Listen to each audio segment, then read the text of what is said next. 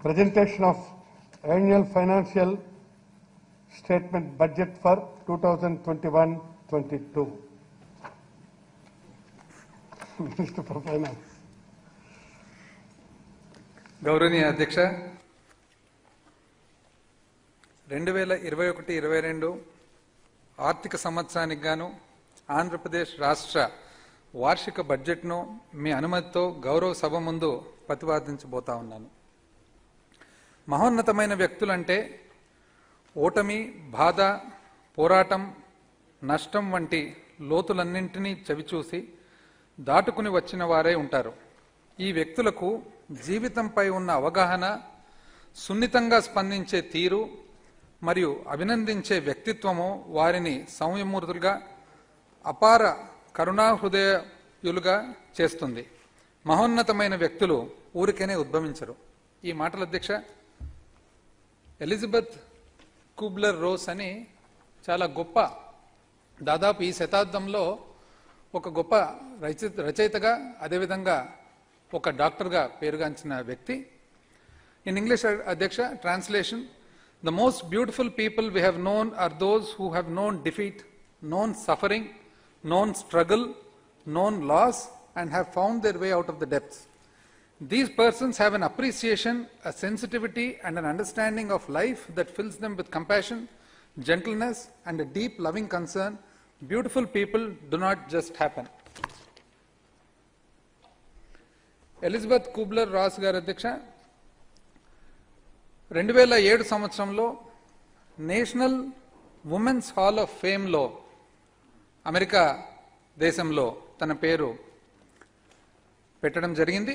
అదేవిధంగా time magazine చెప్పిన ప్రకారంగా ఈ శతాబ్దంలో దాదాపు 100 ఎక్కువ ప్రఖ్యాతి గల 100 మోస్ట్ ఇంపార్టెంట్ థింకర్స్గా మరి పేరుగాంచిన వ్యక్తి అధ్యక్ష. ఈ మాట ప్రతికూలమైన పరిస్థితులను కూడా మానవ నాగరికత అధిగమించిన తీరు చరిత్రలో యుగయుగాలుగా నుండి లింకింపబడి ఉంది. అత్యంత దుర్భరమైన పరిస్థితుల్లో కూడా దేశాలు, నాయకుల యొక్క అద్భుతమైన మానవ ప్రయత్నం వల్లనే మానవ జాతి మనుగడ సాగుతుంది. మానవ చరిత్రలో ఇటీవలి కాలంలో 2020 ఒక మైలురాయి సంవత్సరం అని చెప్పడం తక్కువే అవుతుంది.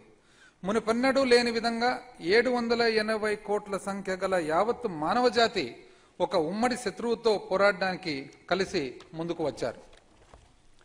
ఎన్నో ప్రాణాలు పోతున్నా, నిరాశతో కూడిన చీకటి మేఘాలు కుమ్ముకుంటున్న ప్రభుత్వాల, ప్రయోగశాలల శాస్త్రవేత్తలు, పరిశోధకులు నిరంతర కృషి మరియు ప్రపంచ దేశాల మధ్య సమకూరిన సహకారం మానవ జాతి యొక్క మనుగడను ఏకీకృతం చేసింది.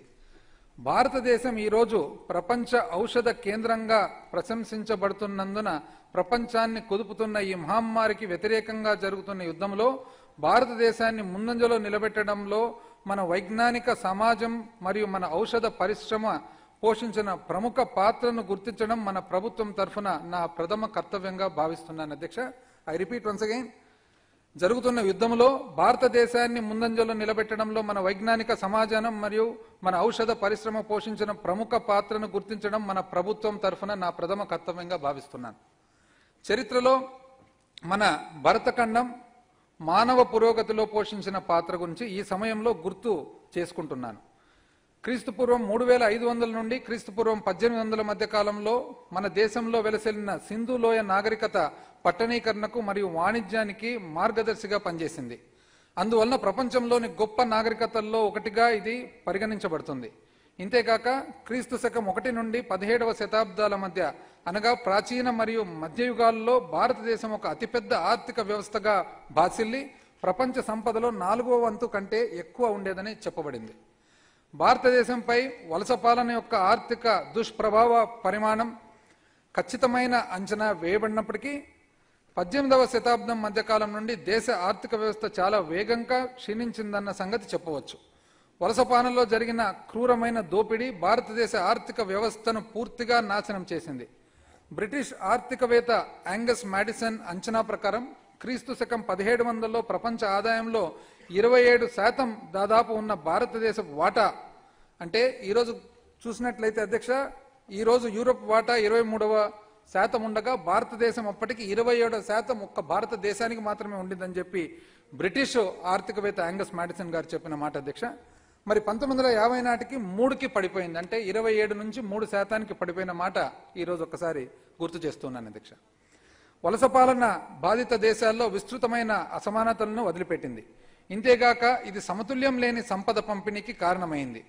దీనివలన 3వ ప్రపంచ దేశాల్లో కరువు, పేదరికము, అల్పాయుష్షు, విస్తృతమైన పోషకాహార లోపం మరియు నిరక్షరాస్యత వంటి ఎన్నో సవాళ్లు ఎదురవుతున్నాయి. మార్షల్ ప్లాన్ అనుసరించి ఎన్నో ప్రయత్నాలు చేసినప్పటికీ పరస్పర సహకారంలో కలిసి పనిచేయడానికి వివిధ దేశాలు తీర్మానించుకున్నప్పటికీ ఇంకా ఈ సవాళ్లను అధిగమించలేకపోయాం. ఇక్కడ ఈ నేపథ్యంలో అధ్యక్ష మార్షల్ ప్లాన్ అనేటప్పటికీ ఒకసారి మరి సభకు తెలియచేయాలని చెప్పి మిమ్మల్ని కోరుతున్నాను అధ్యక్ష, అవకాశం ఇవ్వమని చెప్పి.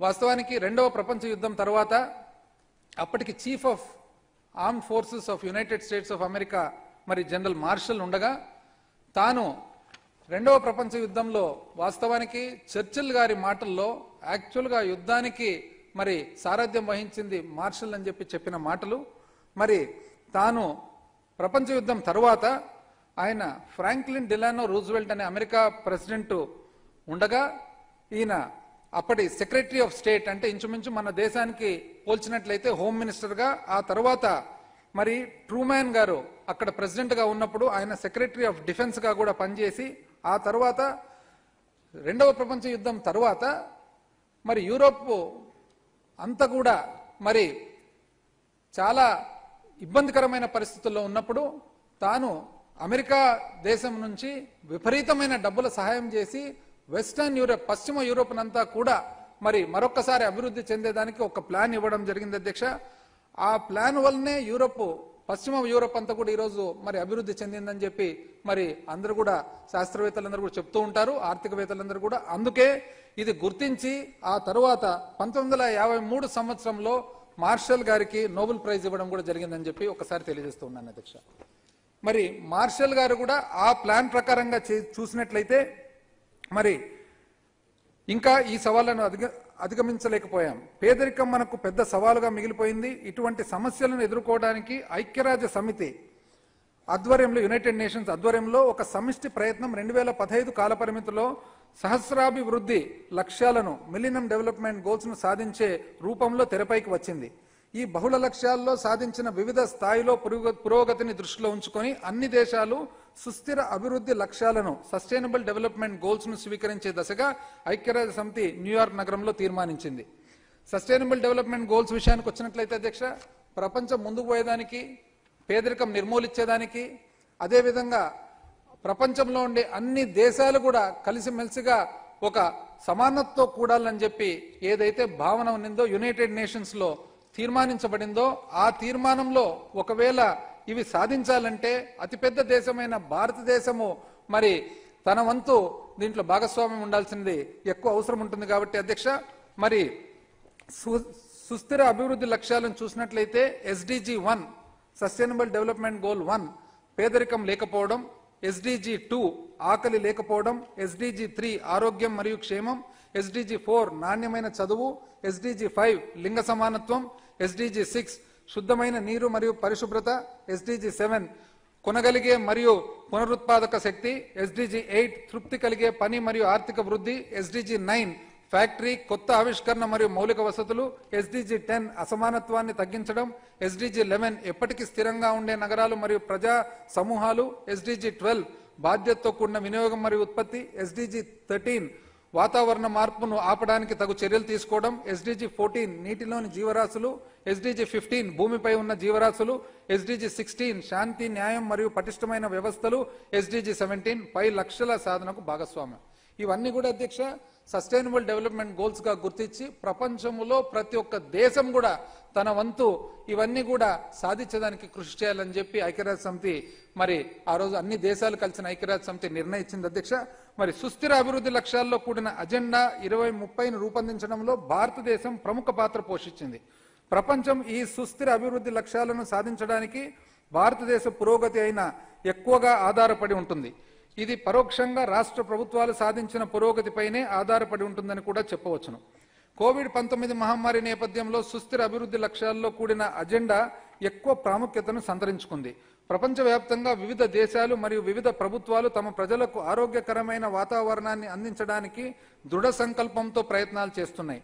శాంతికి, సౌభాగ్యానికి అవసరమైన నమూనా ప్రణాళిక ఈ 17 సుస్థిర అభివృద్ధి లక్ష్యాలు అందిస్తాయి. ఆరోగ్యం మరియు విద్యను మెరుగుపరచడానికి, అసమానతలు తగ్గించడానికి మరియు ఆర్థిక వృద్ధిని పెంచి వ్యూహాలతో పాటు పేదరికం మరియు ఇతర ఆర్థిక ఇబ్బందులను అంతం చేయడానికి అత్యవసరమైన చర్యలు తీసుకోవాలని ఈ 17 సుస్థిర అభివృద్ధి లక్ష్యాలు విశ్వవ్యాప్తంగా పిలుపునిస్తున్నాయి. ఈ మహమ్మారి ఇంకా ఉనికిలో ఉన్నందున ఈ క్లిష్ట సమయాల్లో సుస్థిర అభివృద్ధి లక్ష్యాలు సాధనకు చేసే ప్రయత్నాలకి ఆంధ్రప్రదేశ్ ప్రభుత్వము అధిక ప్రాధాన్యత ఇస్తుంది. అధ్యక్ష, ఏ విధమైన ప్రతికూల పరిస్థితులపైనైనా ఎదుర్కొనే అసమాన వ్యక్తిత్వం కలిగిన నాయకులు పురాతన కాలం నుండి మనకు తెరాసపడుతూనే ఉంటారు. వారి ఆలోచన విధానం ఇలా ఉంటుందని చెప్పవచ్చు. అధ్యక్ష, గౌరవం కోల్పోయిన జీవితం జీవితమే కాదు, మాట నిలబెట్టుకోని మనిషి మనిషే కాదు. జీవితంలో ప్రప్రథమంగా గుర్తించుకోవాల్సినవి జాతి గౌరవం, దేశ కీర్తి ప్రతిష్టలు. ఈ ఆలోచనలతోనే నేను ఎల్లప్పుడూ ఉంటాను. లాభ నష్టాల గురించి ఆలోచనే లేదు. ఇన్ ఇంగ్లీష్ అధ్యక్ష, I repeat, life is no life when honour is left. Man is a man when honor is kept. Nations honor and nations fame. On life they have a prior claim. With thoughts of these I do remain, unvexed with fear of loss or gain. A context లో నేను మాట్లాడుతున్నానని చెప్పి సభకు అందరికి కూడా తెలుసు అని చెప్పి నేను అనుకుంటూ ఉన్నాను. అధ్యక్ష, మామూలుగా కంటే పైకి ఎదగడం, అంచనాలను అధిగమించడం, వజ్ర సంకల్పము మరియు దృఢ నిశ్చయంతో అపారమైన సవాళ్లను ఎదుర్కోవడం మన ప్రియతమ ముఖ్యమంత్రి గారి లక్షణాలు. వారి స్పష్టమైన దృష్టి, సున్నితమైన ప్రవర్తన, సంక్షేమానికి ఇవ్వవలసిన ప్రాధాన్యతపై వారికి ఉన్న నమ్మకం మరియు మా బృందానికి వారు అందించే ప్రేరణ మాకు, మన రాష్ట్ర ప్రజలందరికీ గర్వకారణం మరియు సంతోషం కలిగించే విషయం. ఒకవైపు ప్రజలు ప్రాణాలు కాపాడటం, మరొక వైపు ఆర్థిక వ్యవస్థ పట్టాలు తప్పకుండా నైపుణ్యంగా సమతుల్యం చేయడం అనేవి మన ప్రభుత్వానికి పరీక్షగా సమయాలుగా నిలిచాయి. కోవిడ్-19 మహమ్మారిపై పోరాడడానికి గుర్తింపు, పరీక్ష, చికిత్స విధానాన్ని బాధ్యతగా తీసుకొని మన ప్రభుత్వం చిత్తశుద్ధితో అమలు చేస్తున్నది. కరోనా వైరస్ యొక్క వ్యాప్తిని నిరోధించడానికి మన రాష్ట్ర ప్రభుత్వం యొక్క ట్రేస్, టెస్ట్ మరియు ట్రీట్ విధానంపై బ్రిటిష్ హై కమిషన్ ప్రశంసలు కురిపించింది. ఈ కార్యక్రమంలో వైద్య, పురపాలక మరియు పంచాయతీరాజ్ విభాగాల నుంచి పెద్ద సంఖ్యలో ముందు వరుసలో ఉండే ఆరోగ్య సంరక్షణ నిపుణులు, వైద్యులు, ప్రజారోగ్యం మరియు పారిశుద్ధ్యం సిబ్బంది, రెవెన్యూ మరియు పోలీస్ విభాగాల సిబ్బందితో పాటు గ్రామ మరియు వార్డు వాలంటీర్ల మరియు ఇతర సిబ్బంది పాల్గొనడం అపూర్వమైన విషయం.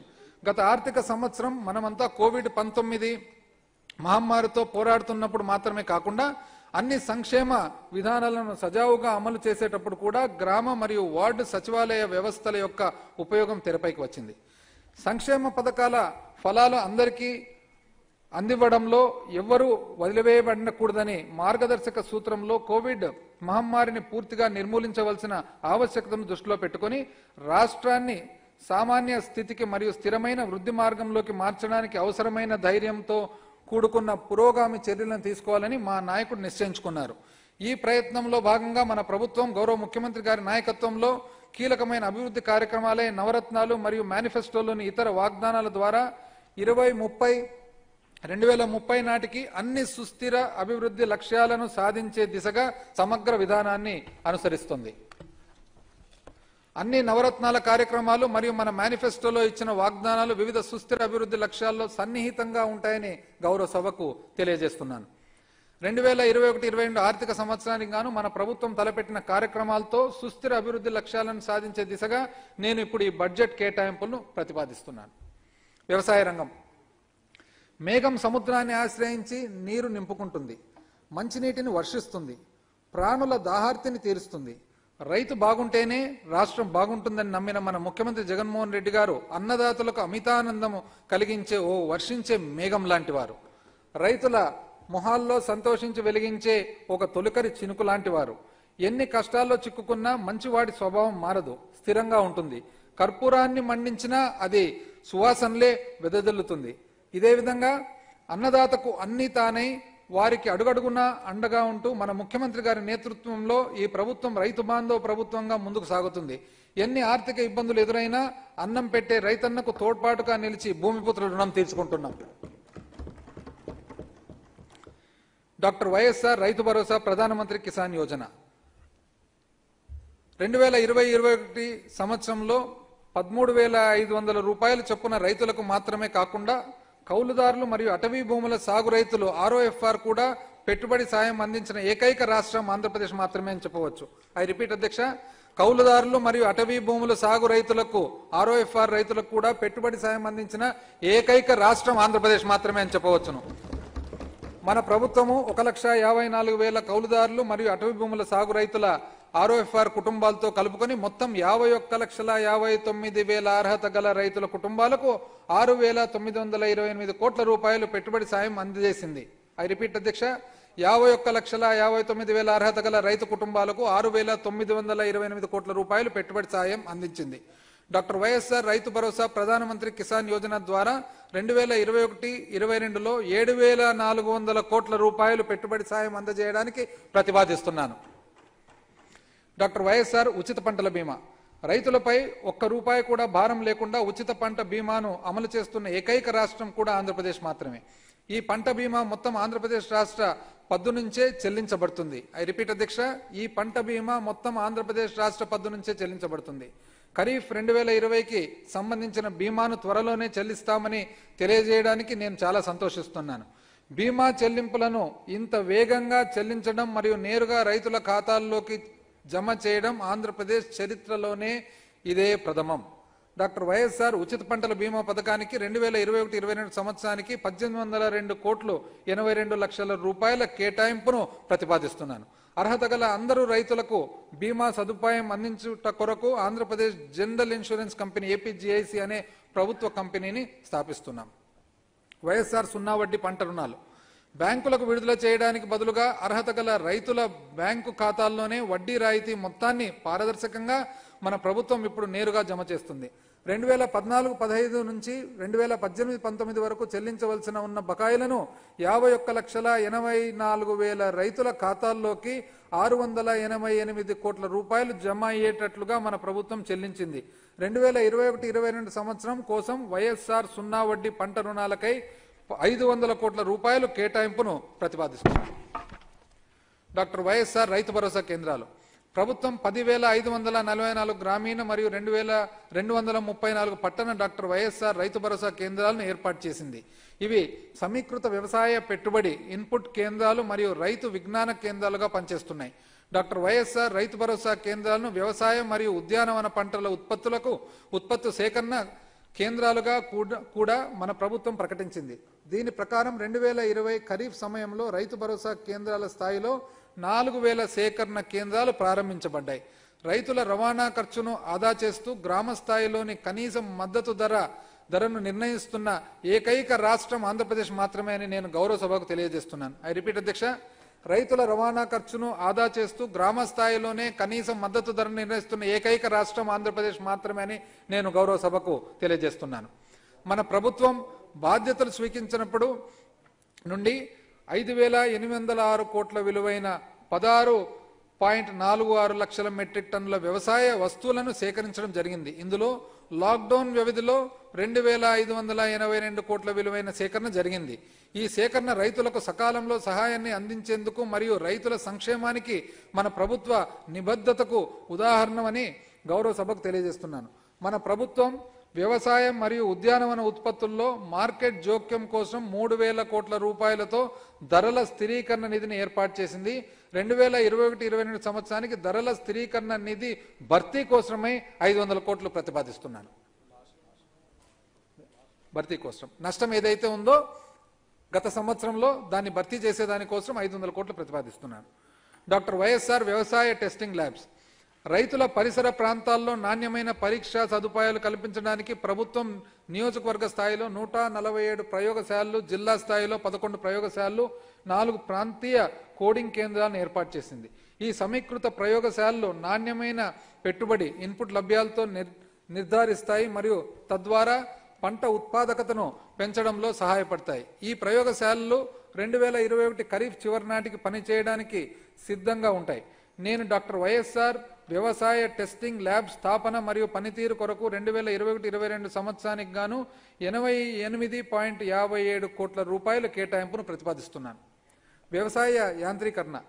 రాష్ట్ర వ్యాప్తంగా రైతుల ఆదాయాన్ని మెరుగుపరిచేందుకు రైతు భరోసా కేంద్రాల స్థాయిలో ఫామ్ గేట్ మౌలిక సదుపాయాల అభివృద్ధికి ప్రభుత్వం ఎన్నో ప్రయోజనాలు గల సదుపాయ కేంద్రాలు అనే భవనాలు తీసుకొచ్చింది.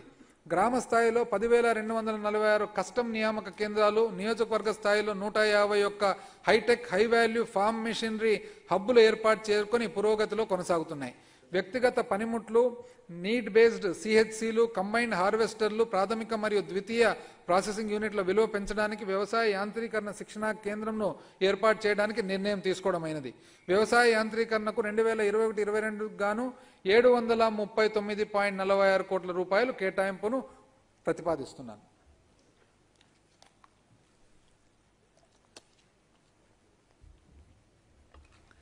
పశుగణాభివృద్ధి, పాడి మరియు మత్స్య పరిశ్రమ.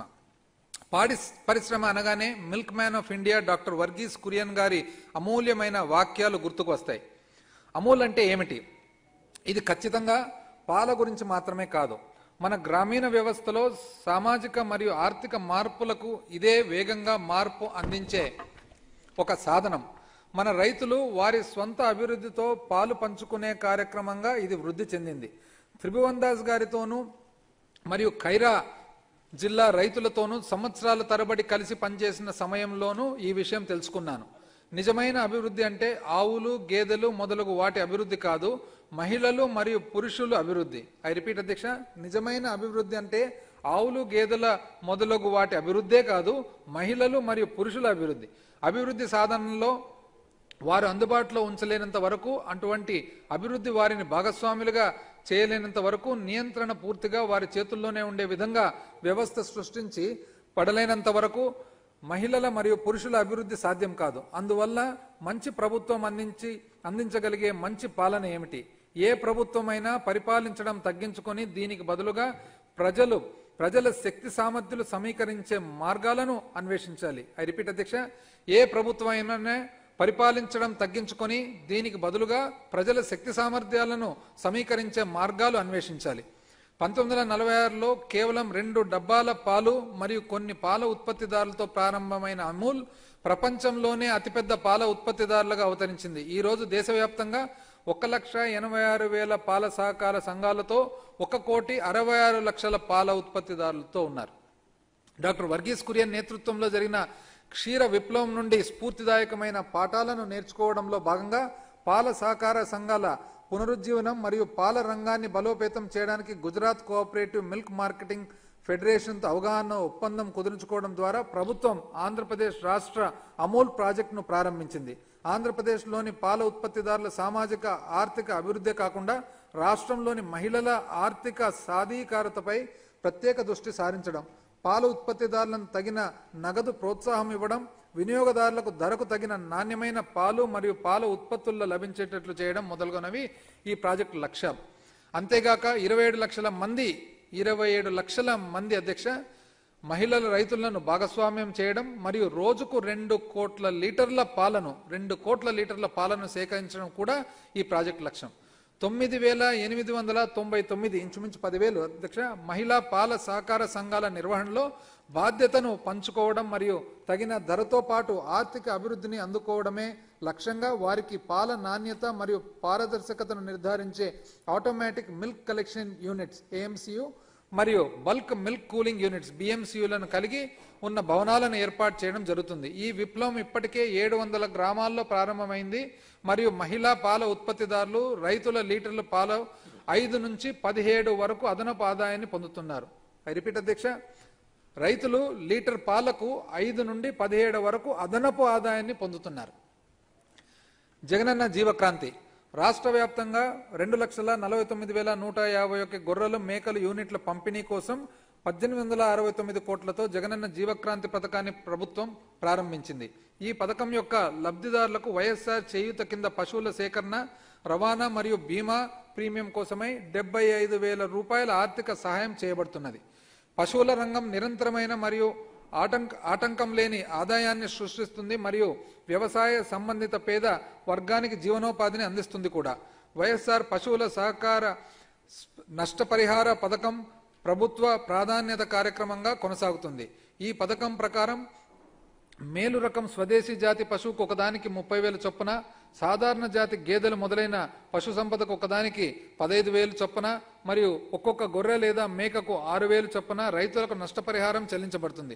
పశువుల నష్టపరిహార నిధి కోసం 2021-22 సంవత్సరానికి 50 కోట్ల రూపాయల కేటాయింపును ప్రతిపాదిస్తున్నాం.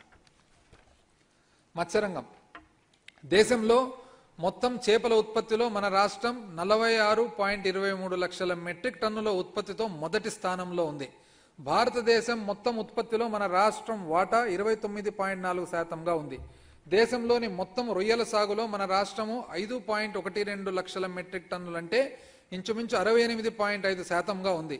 2019-20లో దేశం నుండి 46,663 కోట్ల రూపాయలను 46,633 crores రూపాయల విలువగల సముద్ర ఆహార ఉత్పత్తులు ఎగుమతులు జరుగుగా ఆంధ్ర రాష్ట్రం వాటా 18,846 కోట్ల రూపాయలు, దాదాపు 40.4%గా ఉన్నది. మత్స్యరంగం 26.50 లక్ష జనాభాకు జీవనోపాధి కల్పిస్తుంది. 26,50,000 మంది జనాభాకు జీవనోపాధి కల్పిస్తుంది. మత్స్యకారుల సంక్షేమం కోసం వైఎస్ఆర్ మత్స్యకార భరోసా పథకాన్ని ప్రభుత్వం అమలు చేస్తుంది. ప్రభుత్వం జూన్ 2019 నుండి చేపల వేట నిషేధం కాలం 1,19,875 లబ్ధిదారులకు 332 కోట్లు, 19,796 మంది లబ్ధిదారులకు డీజిల్ ఆయిల్ పై 48.17 కోట్ల సబ్సిడీ, మరణించిన 67 మత్స్యకారుల కుటుంబాలకు 6.7 కోట్లు మెరుగైన ఎక్స్గ్రేషియాని ఇవ్వడం జరిగింది.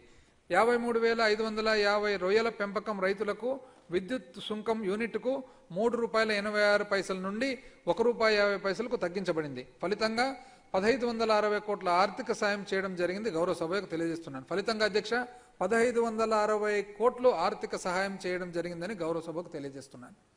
ఇంతేగాక జిఎస్పిసి తవ్వకాల వలన జీవనోపాధి కోల్పోయిన 14,927 కుటుంబాలకు పరిహారంగా 75 కోట్లు అందించడం జరిగింది. తీర ప్రాంత మత్స్యకారులకు మెరుగైన జీవనోపాధి అవకాశాలకు ప్రోత్సహించడానికి మరియు వలసలను తగ్గించడానికి 8 ఫిషింగ్ నౌకాశ్రయాలు అభివృద్ధిని 2 దశల్లో చేపట్టడం జరిగింది. 8 ఫిషింగ్ నౌకాశ్రయాలు అధ్యక్ష. అదేవిధంగా 1,510 కోట్లతో 4 ఫిషింగ్ నౌకాశ్రయాలు నిర్మాణం పనులు నెల్లూరు జిల్లాలోని జువలదిన్న, తూర్పుగోదావరి జిల్లాలోని ఉప్పాడ, గుంటూరు జిల్లాలోని నిజాంపట్నం, కృష్ణా జిల్లాలోని మచిలీపట్నం వద్ద ప్రారంభమయ్యాయి. రెండవ దశలో 1,363.35 కోట్లతో మరి యొక్క 4 ఫిషింగ్ నౌకాశ్రయాలు శ్రీకాకుళం జిల్లాలోని బుడగట్లపాలెం, విశాఖపట్నంలోని పూడిమడక, పశ్చిమ గోదావరి జిల్లాలోని బియ్యపుతిప్ప, ప్రకాశం జిల్లాలోని కొత్తపట్నంలో రాబోతున్నాయి. ఈ చర్యలతో మహాసముద్రాలు, సముద్రాలు మరియు సముద్ర వనరులకు సుస్థిర అభివృద్ధికి పరిరక్షించడం మరియు స్థిరంగా ఉపయోగించడం అనే 14వ సుస్థిర అభివృద్ధి లక్ష్యాన్ని సాధించే దిశగా ముందుకు అడుగు వేయడం జరిగింది అని చెప్పవచ్చును. 2021-22 సంవత్సరానికి మత్స్య రంగానికి 329.48 కోట్లు ప్రతిపాదిస్తున్నాను. వ్యవసాయం మరియు అనుబంధ రంగాలకు కేటాయింపుల ద్వారా 4 సుస్థిర అభివృద్ధి లక్ష్యాలు సాధించగలుగుతున్నాం. అవి ఏమనగా 1వ సుస్థిర అభివృద్ధి లక్ష్యమైన అన్ని రకాల రూపాలలో పేదరికం నిర్మూలన, 2వ సుస్థిర అభివృద్ధి లక్ష్యమైన ఆకలి బాధలు లేకుండా చూడడం, 8వ సుస్థిర అభివృద్ధి లక్ష్యాలైన నిరంతర సమగ్ర మరియు స్థిరమైన ఆర్థిక వృద్ధిని సాధించడం మరియు ఉత్పాదకతో కూడిన ఉపాధి మరియు అందరికీ గౌరవప్రదమైన పని కల్పించడం మరియు 10వ సుస్థిర అభివృద్ధి లక్ష్యమైన అసమానతలను తగ్గించడం. ప్రజా పంపిణీ వ్యవస్థ 2021 జనవరి 21న ప్రభుత్వం 9,260 సంచార పంపిణీ యూనిట్లు ద్వారా అర్హత గల లబ్ధిదారులకు వారి గృహాల వద్దనే అవసరమైన నిత్యావసర వస్తువులను ప్రజా పంపిణీ వ్యవస్థ కింద పంపిణీ చేసే మునుపెన్నడూ లేని బృహత్తరమైన కార్యక్రమం ప్రారంభించింది. ప్రతి నెల చౌకదారుల దుకాణాల నుండి నిత్యావసర సరుకులకు రేషన్ పొందడానికి బదులు ఇంటి వద్దనే నిత్యావసర సరుకులకు రేషన్ అందించడం వలన రోజువారీ వేతన కార్మికుల, వయోవృద్ధులు మరియు దివ్యాంగుల సమయం మరియు శ్రమ ఈ కార్యక్రమం ద్వారా ఆదా అవుతున్నది. స్వయం ఉపాధి పథకం కింద షెడ్యూల్డ్ కులాలు, షెడ్యూల్డ్ తెగలు, వెనుకబడిన తరగతులు, ఆర్థికంగా వెనుకబడిన తరగతులు మరియు మైనారిటీల నిరుద్యోగ యువతకు 90% ప్రభుత్వ రాయితీతో సంచార పంపిణీ యూనిట్లను అందివ్వడం జరిగింది. ఐ రిపీట్ అధ్యక్ష. స్వయం ఉపాధి పథకం కింద షెడ్యూల్డ్ కులాలు, షెడ్యూల్డ్ తెగలు, వెనుకబడిన తరగతులు, ఆర్థికంగా వెనుకబడిన తరగతులు మరియు మైనారిటీల నిరుద్యోగ యువతకు 90% ప్రభుత్వ రాయితీతో సంచార పంపిణీ యూనిట్లను అందివ్వడం జరిగింది. ప్రజా పంపిణీ వ్యవస్థలో ఈ రకమైన చొరవ ఇంతకుముందు జరిగిన నల్ల బజారు వ్యవహారంలో ఎక్కువ బ్లాక్ మార్కెటింగ్ అధ్యక్ష, ఎక్కువ శాతం రంగు వెలిసిన మరియు నూకలతో కూడిన బియ్యం సరఫరా వంటి అవకతవకలను స్వస్తి పలకడం ద్వారా ఒక కొత్త అధ్యయనాన్ని సృష్టించింది.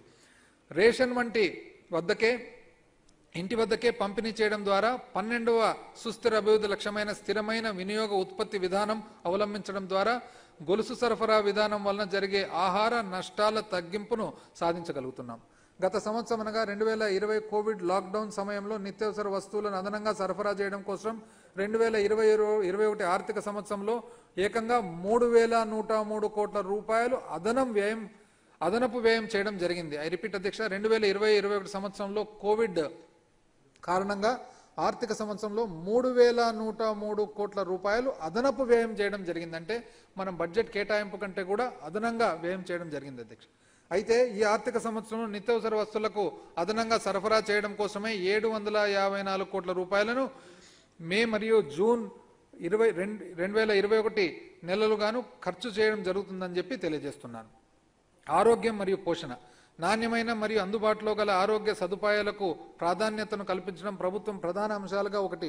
డాక్టర్ వైఎస్ఆర్ ఆరోగ్యశ్రీ పథకం ద్వారా ప్రభుత్వం మరియు ప్రైవేటు నెట్వర్క్ ఆసుపత్రుల్లో ప్రభుత్వం పేద రోగులకు నగదు రహిత చికిత్సను ఉచితంగా అందిస్తుంది.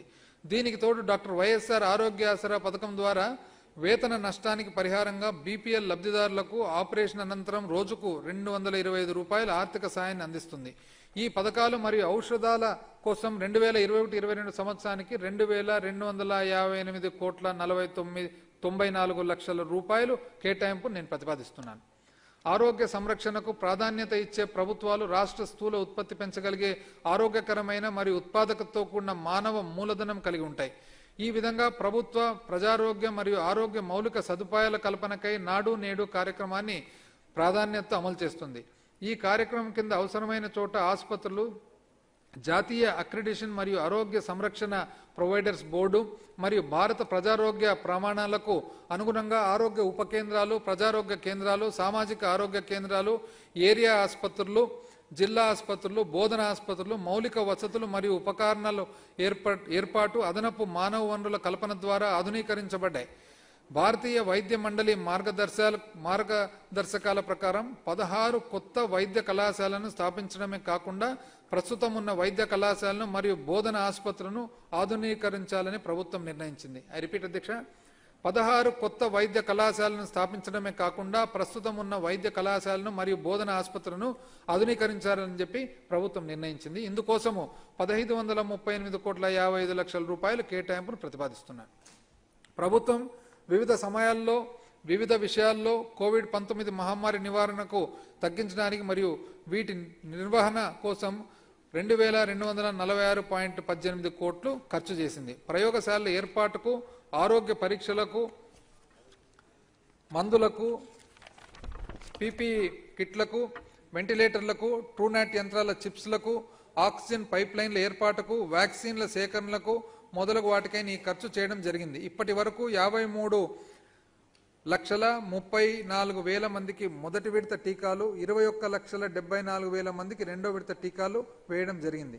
ఆంధ్రప్రదేశ్ ప్రభుత్వ కోవిడ్-19 మహమ్మారి నివారణకు అవలంబించిన వివిధ పద్ధతులకు మరియు కోవిడ్-19 మహమ్మారి నుంచి ఉపశమనం పొందేందుకు చేస్తున్న నిర్వహణకు వ్యూహాలను నీతి ఆయోగ్ ఆంధ్రప్రదేశ్ ప్రభుత్వాన్ని ఎంతో ప్రశంసించిందని గౌరవ సభకు తెలియజేస్తున్నాను. నేను మరొకసారి ఐ రిపీట్ అధ్యక్ష, నీతి ఆయోగ్ ఆంధ్రప్రదేశ్ ప్రభుత్వాన్ని ఎంతో ప్రశంసించిందని చెప్పి గౌరవ సభకు తెలియజేస్తాను. ఆరోగ్యం, వైద్యం మరియు కుటుంబ సంక్షేమం కోసము 2021-22 సంవత్సరానికి 13,830 కోట్ల 44 లక్షల రూపాయల కేటాయింపు నేను ప్రతిపాదిస్తున్నాను. ఇది 2020-21 సంవత్సరం చేసిన కేటాయింపుల కంటే 21.11% ఎక్కువ అని చెప్పి కూడా తెలియజేస్తా ఉన్నాను అధ్యక్ష. ఈ కేటాయింపులు 3వ సుస్థిర అభివృద్ధి లక్ష్యమైన ఆరోగ్యకరమైన జీవితాలను నిర్ధారించడం మరియు అందరికీ మంచి ఆరోగ్యాన్ని కల్పించడం సాధించడానికి ఉద్దేశించబడ్డాయి. మహిళల మరియు బాలల బడ్జెట్ ఏ సమాజమైనా స్థిరమైన అభివృద్ధి సాధించాలంటే ఆయా ప్రభుత్వాల పిల్లలు మరియు మహిళలపై పెట్టే ప్రభుత్వ వ్యయమే కీలకం. మహిళలు మరియు పిల్లల కోసం వార్షిక బడ్జెట్లో కేటాయించిన కేటాయింపులను గుర్తించడానికి మరియు అంచనా వేయడానికి ఒక పటిష్టమైన యంత్రాంగం ఏర్పాటు అవసరాన్ని ప్రభుత్వం గుర్తించింది. అంతేగాక ఇటువంటి కేటాయింపుల యొక్క పరిమాణాన్ని అర్థం చేసుకోవడానికి తదుపరి బడ్జెట్లలో కేటాయింపులను ఖర్చులను ట్రాక్ చేయడానికి ఈ యంత్రాంగం వీలు కల్పిస్తుంది. తద్వారా ప్రణాళికబద్ధమైన నుంచి ఫలితాలను రాబట్టవచ్చని చెప్పి ప్రభుత్వ ఆలోచన. అందువలన 2021-22 ఆర్థిక సంవత్సరం నుండి జెండర్ బడ్జెట్ మరియు బాలల బడ్జెట్ ప్రభుత్వం ప్రత్యేక దృష్టిని సాధించింది. ఐ రిపీట్ అధ్యక్ష, అందువలన 2021-22 ఆర్థిక సంవత్సరం నుండి జెండర్ బడ్జెట్ మరియు బాలల బడ్జెట్ పై ప్రభుత్వం ప్రత్యేక దృష్టిని సాధించింది. పిల్లల అభివృద్ధికి మనం ఇవ్వవలసిన ప్రాముఖ్యతను తెలియజేయడానికి సాహిత్యంలో నోబెల్ బహుమతి పొందిన రవీంద్రనాథ్ ఠాగూర్ గారి మాటలు నేను గుర్తు చేస్తున్నాను. పిల్లలను మీ స్వంత శిక్షణ అవసరాలకు పరిమితం చేయవద్దు, వారు జన్మించిన కాలమే వేరు. పిల్లలను మీ స్వంత శిక్ష అవసరాలకు పరిమితం చేయవద్దు, వారు జన్మించిన కాలమే వేరు. కేవలము మన పరిమితిలో మన హయాంలో జరిగినట్లే కాకుండా వాళ్ళ జన్మించిన కాలమే వేరు కాబట్టి వాళ్ళని ఆ విధంగా చూడాలని చెప్పి రవీంద్రనాథ్ ఠాగూర్ గారు చెప్పిన మాటల అధ్యక్ష. 3 నుంచి 6 సంవత్సరాల మధ్య వయసు గల 8.7 లక్షల మంది పిల్లల్లో పౌష్టిక ఆహార సరఫరాలతో పాటు వయసుకు తగిన ఆలోచన, సామాజిక మరియు భావోద్వేగ వికాసానికి పునాది వేయడానికి 55,607 అంగన్వాడీ కేంద్రాల్లో ప్రభుత్వం వైఎస్ఆర్ ప్రీ ప్రైమరీ పాఠశాలను ప్రవేశపెట్టింది. పిల్లల సమగ్ర అభివృద్ధికి ఈ క్రమబద్ధమైన విధానం దేశంలోని ఒక ప్రత్యేకమైన నమూనాగా నిలుస్తుంది. ఈ కొత్త విధానం ద్వారా రాష్ట్ర విద్యా పరిశోధన మరియు శిక్షణా మండలి SCERT మద్దతుతో సవరించిన ప్రీ స్కూల్ పాఠ్య ప్రణాళిక ఆదేశాలను అనుసరిస్తుంది. వాస్తవానికి అధ్యక్ష, ఈ పర్టికులర్ డిపార్ట్మెంట్ మీద గౌరవ ముఖ్యమంత్రి గారు ప్రత్యేకంగా నాకు తెలిసి ఇంచుమించు 40 సార్ల కంటే ఎక్కువ రివ్యూ చేసినట్లున్నారు అధ్యక్ష. స్వీడను, ఫిన్లాండ్ ఇటువంటి దేశాల్లో కూడా ఏ విధంగా మరి పిల్లలను చదివించే విధానాలు ఉన్నాయి, అదేవిధంగా మన కొత్త కేంద్ర ప్రభుత్వం సూచించిన ఏవైతే విధానాలు ఉన్నాయో అవన్నీ కూడా ఇన్కార్పొరేట్ చేసి ఈ కొత్త విధానాన్ని రూపకల్పన చేసిన మాట మీకు తెలియజేస్తా ఉన్నాను అధ్యక్ష. 3 నుంచి అంగన్వాడీల భౌతిక మౌలిక సదుపాయాలను బలోపేతం చేయడానికి 16,681 అంగన్వాడీలను 9 విభాగాలతో అనగా మరుగుదొడ్లు, విద్యుత్ శక్తి, వంటగది, తాగునీరు భవనాలకు రంగులు వేయడం, గ్రీన్ చాక్ బోర్డు, ప్రహరీ గోడ, ఆట పరికరాలు, సురక్షిత నీటి సరఫరాల సదుపాయాలతో మెరుగుపరచాలని చెప్పి ప్రతిపాదించడమైనది. అంతేగాక నాడు నేడు కార్యక్రమం కింద రాబోయే 3 సంవత్సరాల్లో 27,428 కొత్త భవనాలను నిర్మించాలని చెప్పి తలపెట్టడం జరిగింది. రాబోయే 3 సంవత్సరాల అధ్యక్ష 27,428 కొత్త భవనాలను నిర్మించాలని చెప్పి తలపెట్టడం జరిగింది. వీటిలో 3,928 పాఠశాల భవనాలు నిర్మాణము రాబోయే 3 సంవత్సరాల్లో నాడు నేడు పథకం కింద పూర్తి చేయబడుతుందని గౌరవ సభకు తెలియజేస్తున్నాను. అన్నం పెట్టి ఎదుటివారి ఆకలి తీర్చే ప్రతి ఒక్కరూ లోకంలో వందనాలు అందుకోదగిన వారే. అన్నం పెట్టి ఎదుటివారి ఆకలి తీర్చే ప్రతి ఒక్కరూ లోకంలో వందనాలు అందుకోదగిన వారే. మన ముఖ్యమంత్రి గారు ఈ కోవకు చెందినవారు. అందుకు జగనన్న గోరుముద్ద పథకమే సాక్ష్యం. చదువుతో పాటు సరైన పోషకాహారము అవసరాన్ని గుర్తించిన ముఖ్యమంత్రి గారు పిల్లలకు రుచికరమైన బలవర్ధకమైన మధ్యాహ్న భోజనం అందించేందుకు దృఢ సంకల్పంతో ఉన్నారు. నాణ్యమైన చదువు చెప్పడంతో పాటు వారికి ఇష్టమైన ఆహారాన్ని ప్రేమగా అందిస్తూ రాష్ట్రంలోని చిన్నారులందరికీ జగన్మోహన్ రెడ్డి గారు అత్యంత ప్రియమైన మేనమామగా మారిపోయారు.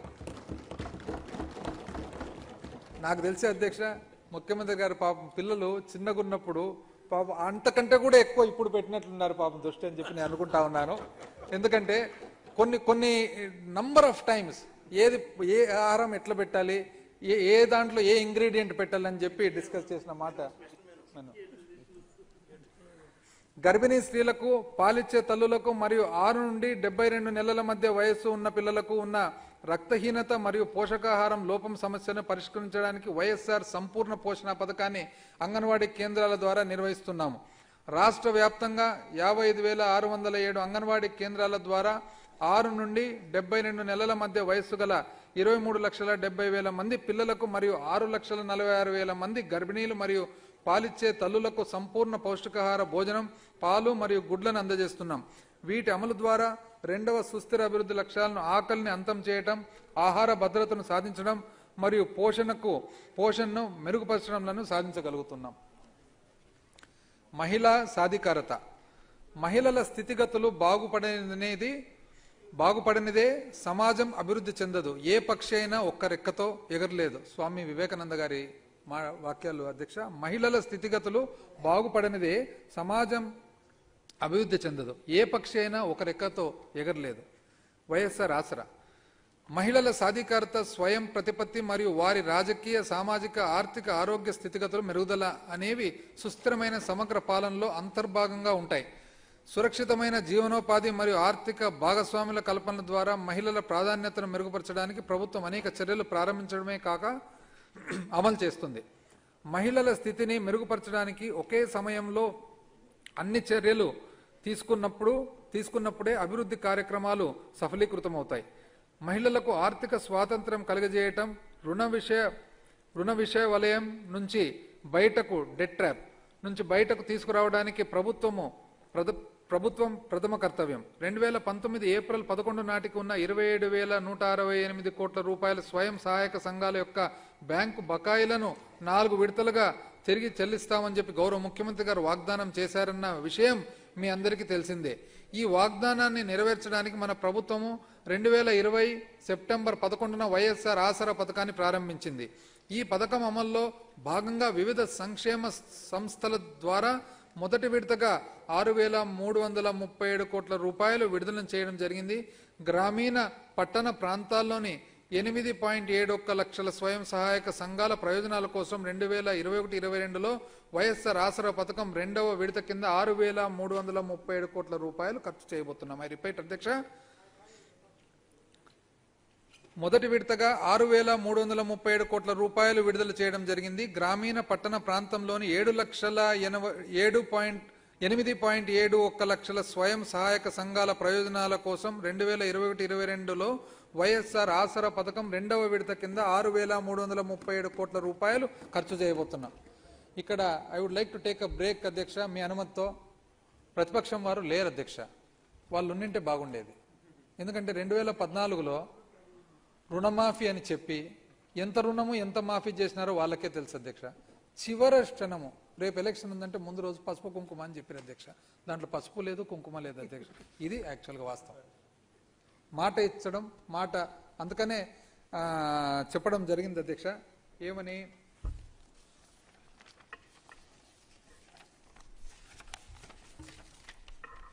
Life is no life when honor is left. Man is a man when honor is kept. Nations honor nations' fame. On life they have a prior claim. With thoughts of these I do remain unvexed with fear of loss or gain. ఏదైనా కానీ మాట ఇచ్చి నిలబెట్టుకోవడం అనేది అది ఒక ప్రత్యేకమైన గుణం అధ్యక్ష. ఈరోజు మనం చూస్తున్నాం. వైఎస్ఆర్ సున్నా వడ్డీ. మన ప్రభుత్వము 2020 ఏప్రిల్ 24న వైఎస్ఆర్ సున్నా వడ్డీ పథకమును ప్రారంభించింది. ఈ పథకం అమల్లో భాగంగా 2019-20 సంవత్సరానికి చెందిన రుణాలపై వడ్డీకి సంబంధించిన 1,400 కోట్లు బదిలీ చేయడం జరిగింది. తద్వారా గ్రామీణ పట్టణ ప్రాంతాల్లోని 8,78,874 స్వయం సహాయక సంఘాలకు చెందిన 90,37,254 మంది మహిళలు లబ్ధి పొందారు. ఏప్రిల్ 2021లో ఈ పథకానికి 1,112 కోట్ల రూపాయలు విడుదల చేయడం జరిగింది. 2021-22 సంవత్సరంలో 1,112 కోట్ల రూపాయల కేటాయింపును ప్రతిపాదిస్తున్నాను. ఇక్కడ చూసినట్లయితే అధ్యక్ష 1,400 కోట్లను బదిలీ చేయడం జరిగింది. తద్వారా గ్రామీణ పట్టణ ప్రాంతంలో 8,78,874 స్వయం సహాయక సంఘాలకు చెందిన 90,37,254 మంది మహిళలు, అంటే ఇంచుమించు 9 లక్షల స్వయం సహాయక సంఘాల మరి 90 లక్షల మంది మహిళలు ఈరోజు లబ్ధి పొందిన మాట ఈరోజు మీకు తెలియజేస్తా ఉన్నాను అధ్యక్ష. అదేవిధంగా వైఎస్ఆర్ చేయూత. మహిళలను అభివృద్ధి చేయవలసిన అవసరం లేదు. నిజం చెప్పాలంటే అభివృద్ధికే మహిళల సహకారం అవసరం అన్నారు ఐక్యరాజ్య సమితి మాజీ సెక్రటరీ జనరల్ కోఫీ అన్నాన్. అసలు నిజం చెప్పాలంటే అభివృద్ధికే మహిళల సహకారం అవసరం అని చెప్పి అన్నారు అధ్యక్ష. ఆర్థిక స్వతంత్రం, అధికారం పొందిన మహిళలు వారి కుటుంబాలు, సమాజం మరియు జాతీయ ఆర్థిక వ్యవస్థలకు ఎక్కువ సహకరిస్తారు. సుస్థిర అభివృద్ధి లక్ష్యాలు 2030ని సాధించడానికి మహిళా సాధికారతతో తోడ్పడుతుంది. 2020 ఆగస్టు 12న వైఎస్ఆర్ చేయూత కార్యక్రమాన్ని ప్రారంభించడం ద్వారా మన ప్రభుత్వం మరో వాగ్దానాన్ని నెరవేర్చడం జరిగింది. సామాజిక ఆర్థిక సాధికారత వైపు నడిపించడానికి 45 నుంచి 60 సంవత్సరాల మధ్య వయసు గల షెడ్యూల్డ్ కులాలు, షెడ్యూల్డ్ తెగలు, వెనుకబడిన తరగతులు మరియు అల్పసంఖ్యాక వర్గాలకు చెందిన 23,76,000 మంది మహిళల లబ్ధిదారులకు 4,455 కోట్ల రూపాయల సహాయాన్ని అందించాం. దాదాపు 45 నుంచి 60 సంవత్సరాల మధ్య వయసు గల షెడ్యూల్డ్ కులాలు, షెడ్యూల్డ్ తెగలు, వెనుకబడిన తరగతులు మరియు అల్పసంఖ్యాక వర్గాలకు అధ్యక్ష 23,76,000 మంది మహిళల లబ్ధిదారులకు 4,455 కోట్ల రూపాయల సహాయాన్ని అందించాం. రెండవ విడత ఆర్థిక సాయం కూడా త్వరలో విడుదల చేయడానికి ప్రతిపాదిస్తున్నాను. ఆర్థికంగా వెనుకబడిన తరగతుల మహిళలకు కూడా ఇదే విధమైన ఆర్థిక సహాయాన్ని అందించుటకు ప్రభుత్వం నిర్ణయించింది. దిశ అమల్లో భాగంగా మహిళల భద్రత, రక్షణ మరియు సాధికారత దిశగా ప్రభుత్వం మహిళా రక్షకభట నిలయాలను దిశ రక్షకభట నిలయంగా మార్చి చేయడం, దిశ మొబైల్ యాప్ను ఏర్పాటు చేయడం, ఫారెన్సిక్ సైన్స్ ప్రయోగశాలను బలోపేతం చేయడం వంటి అనేక చర్యలు తీసుకుంది. రాష్ట్ర వ్యాప్తంగా 700 మహిళా సహాయక డెస్కులు ఏర్పాటు చేయబడ్డాయి. 5వ సుస్థిర అభివృద్ధి లక్ష్యమైన లింగ సమానత్వం మరియు 8వ సుస్థిర అభివృద్ధి లక్ష్యమైన నిరంతర సమగ్ర మరియు స్థిరమైన ఆర్థిక వృద్ధిని ప్రోత్సహించడం, పూర్తి ఉత్పాదకతతో కూడిన ఉపాధిని కల్పించడంతో భాగంగా ఎంతో ముఖ్యమైన విషయం ఏమిటంటే మహిళలు మరియు పిల్లల ఆరోగ్య, పోషణ మరియు సంక్షేమం కోసం వనరులు కేటాయించ ప్రభుత్వం కర్తవ్యం.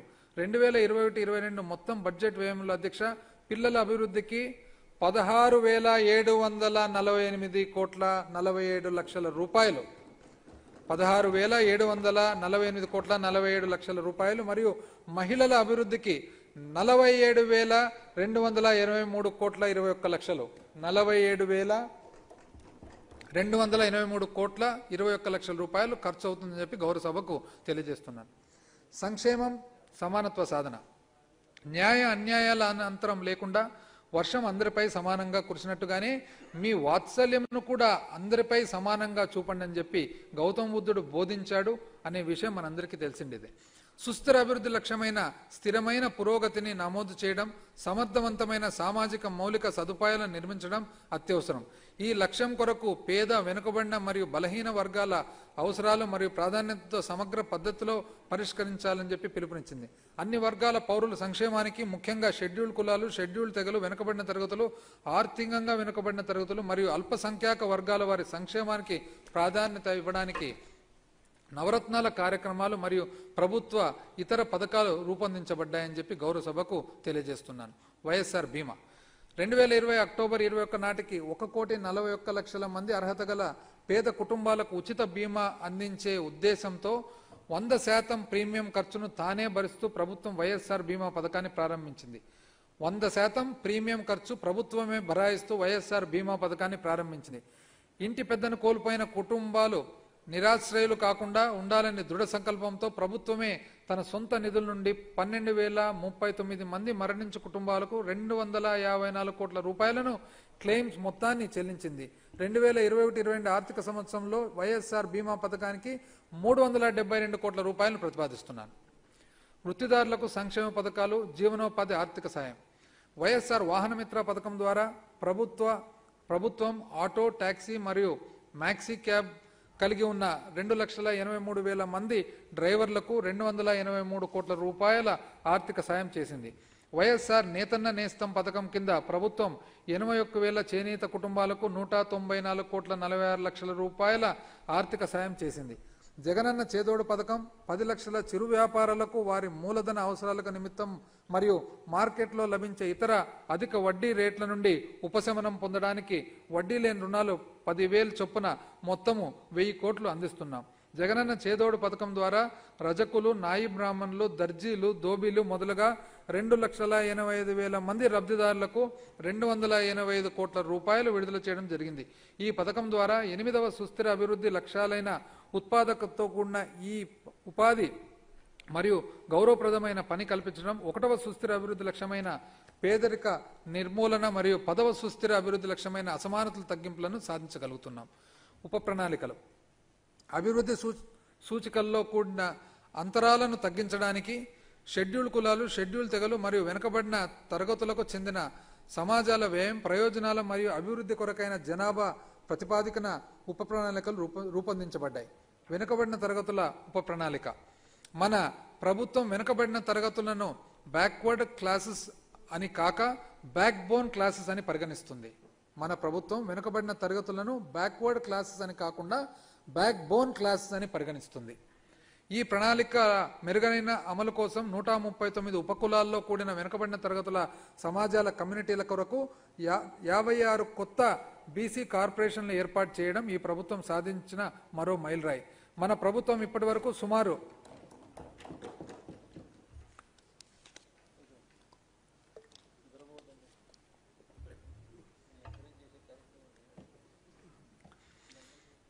33,500 కోట్ల రూపాయలను 2,71,37,253 వెనుకబడిన తరగతులు చెందించిన లబ్ధిదారుల కొరకై ఖర్చు చేసింది. వెనుకబడిన తరగతుల ఉప ప్రణాళికకు 28,237 కోట్ల 65 లక్షల రూపాయలు ప్రతిపాదిస్తున్నాను.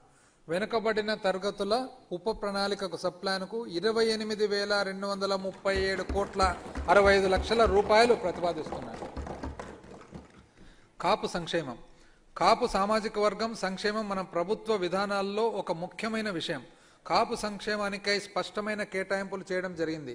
జీవనోపాధి సహాయమునకై కాపు మహిళలకు ప్రతి సంవత్సరం 15,000 రూపాయలు ఇస్తున్నాం. కాపు నేస్తం పథకం కింద 2021-22 సంవత్సరాల్లో 500 కోట్ల రూపాయలు ప్రతిపాదించడమైనది. 2021-22 ఆర్థిక సంవత్సరానికి కాపు సామాజిక వర్గ సంక్షేమానికి 3,306 కోట్ల రూపాయలు వివిధ సంక్షేమ పథకాలకు కేటాయింపును ప్రతిపాదిస్తున్నాను. 3,306 కోట్లు కాపు సంక్షేమానికి.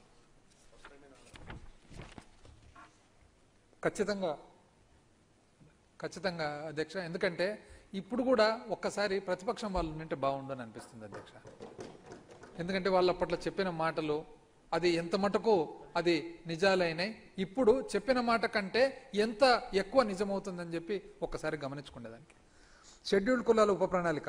2021-22 సంవత్సరంలో షెడ్యూల్డ్ కులాల ఉప ప్రణాళికకు 17,403 కోట్ల 14 లక్షల రూపాయలు ప్రతిపాదిస్తున్నాను. అది గత సంవత్సరం కేటాయింపు కంటే 22.4%.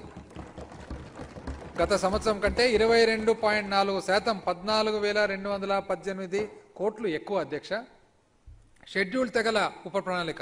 షెడ్యూల్ తెగల ఉప ప్రణాళికకు 6,131 కోట్ల 24 లక్షల రూపాయలు ప్రతిపాదిస్తున్నాను. ఇది గత సంవత్సరం కేటాయింపు కంటే 27.25%, 4,814 కోట్లు ఎక్కువ. అల్పసంఖ్యాక వర్గాల కార్యాచరణ ప్రణాళిక. అల్పసంఖ్యాక వర్గాల ప్రయోజనాలను పరిరక్షించాల్సిన అవసరాన్ని భారత రాజ్యాంగం స్పష్టంగా తెలియజేస్తుంది. అనేక జాతీయ స్థాయి కమిటీలు మరియు నిపుణులు అధిక సంఖ్యాక వర్గాల వారితో పాటు అల్పసంఖ్యాక వర్గాల సమాన అభివృద్ధి యొక్క అవసరాన్ని నొక్కి చెప్పారు. ఈ లక్ష్య సాధనకై డాక్టర్ వైఎస్ రాజశేఖర రెడ్డి గారు అల్పసంఖ్యాక వర్గాల కోసం 4% రిజర్వేషన్లు ప్రారంభించారు. ఇది నిజంగా ఈ వర్గాల వారికి ఒక వరం. ఐ రిపీట్ అధ్యక్ష, డాక్టర్ వైఎస్ రాజశేఖర రెడ్డి గారు మైనారిటీస్ కు 4% రిజర్వేషన్లు ప్రారంభించారు. ఇది నిజంగా ఈ వర్గాల వారికి ఒక వరం. అల్పసంఖ్యాక వర్గాల వారికి తగిన వనరులకు కేటాయించడం కూడా అంతే ముఖ్యం. మైనారిటీ కార్యాచరణ ప్రణాళిక ద్వారా మైనారిటీలకు కేటాయింపులకు బడ్జెట్లో పొందుపరచడం జరిగింది. ఐ రిపీట్ అధ్యక్ష, మొట్టమొదటిసారిగా మైనారిటీ కార్యాచరణ ప్రణాళిక ద్వారా మైనారిటీల కేటాయింపులకు బడ్జెట్లో పొందుపరచడం జరిగింది. తద్వారా మైనారిటీల దీర్ఘకాలిక అవసరం తీరింది. ఇది కేటాయింపులు ఖర్చులను కాలానుగుణంగా గుర్తించడానికి, పర్యవేక్షించడానికి, తద్వారా వారి సంపూర్ణ సంక్షేమం మరియు అభివృద్ధికి ఉపయోగపడుతుంది. అల్పసంఖ్యాక వర్గాలకు 3,840 కోట్ల 72 లక్షల రూపాయలు ఈ ఆర్థిక సంవత్సరంలో ఖర్చు పెట్టడానికి ప్రతిపాదిస్తున్నారు. వైఎస్ఆర్ పెన్షన్ కానుక. తన పాదయాత్రలో పింఛన్దారుల దుస్థితిని చూసిన తరువాత గౌరవ ముఖ్యమంత్రి గారు పింఛన్ మొత్తాన్ని ఒకేసారి నెలకు ₹1,000 నుండి 2,220లకు పెంచడమే కాక ప్రతి నెల 1వ తేదీన పింఛన్దారుల ఇంటి వద్దకే గ్రామ మరియు వార్డు వాలంటీర్ల ద్వారా అందజేస్తున్నాం. దీర్ఘకాలిక మూత్రపిండ వ్యాధిగ్రస్తున్న పింఛన్దారులకు 10,000 రూపాయలు అందిస్తున్నాం. పెన్షన్ పద్దు ముందు ప్రభుత్వాలతో పోస్తే 3 రెట్లు పెరిగింది. ఈ ప్రతిపాదిక ఇంతకు ముందు ప్రభుత్వాలతో పోలిస్తే అధ్యక్ష 3 రెట్లుగా పెరిగింది. ఈ ప్రతిపాదిక కేటాయింపుల ద్వారా 10వ సుస్థిర అభివృద్ధి లక్ష్యమైన అసమానత తగ్గింపు మరియు 1వ సుస్థిర అభివృద్ధి లక్ష్యమైన పేదరిక నిర్మూలన లక్ష్యాలను సాధించగలుగుతున్నాం. విద్య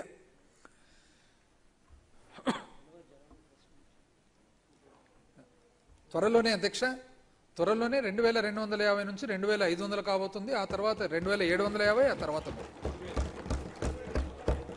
జనవరి 1వ తారీఖు నుంచి అధ్యక్ష. విద్య ఇహమునందు పుట్టి ఇంగిత మెరుగని జనుల నుంచి చూడ స్థావరములు జంగమాదుల నుండి జగతిని పాపము విశ్వదాభిరామ వినరవేమ.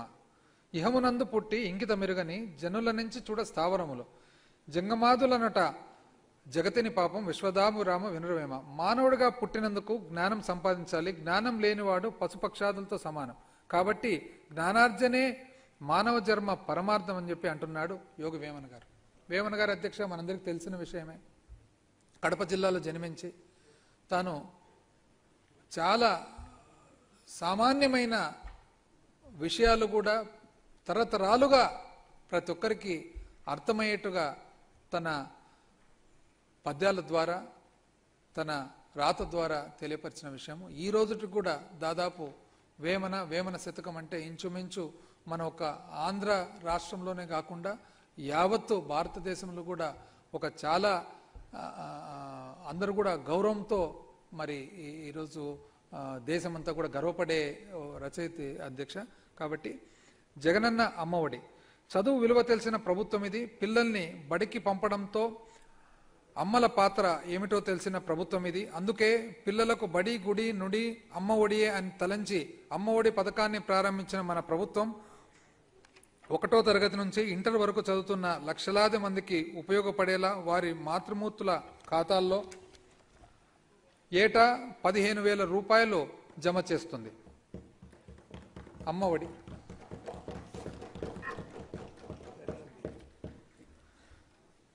విద్యార్జనకు పేదరికం అడ్డు రాకూడదని గౌరవ ముఖ్యమంత్రి గారు గట్టిగా నమ్ముతారు. వరుసగా 2వ సంవత్సరం జగనన్న అమ్మఒడి పథకం కింద ప్రభుత్వం 44,49,000 మంది తల్లులకు 15,000 రూపాయల చొప్పున అందించడంతో 84 లక్షల మంది పిల్లలు లబ్ధి పొందుతున్నారు. 84 లక్షల మంది పిల్లల అధ్యక్ష, 44,49,000 మంది తల్లులు 15 రూపాయలు చొప్పున.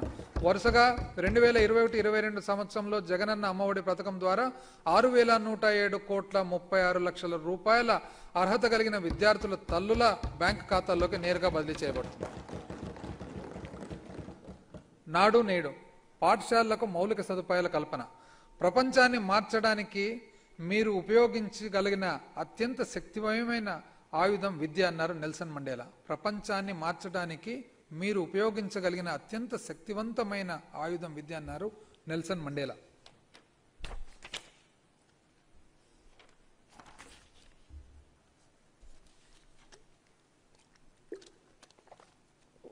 అధ్యక్ష, ఇక్కడ కొంతమంది గొప్ప వ్యక్తులను అంటే ప్రపంచంలో ఈ భూమిపై పుట్టిన గొప్ప వ్యక్తులను స్మరించుకునేదానికి ఒక అవకాశం అధ్యక్ష.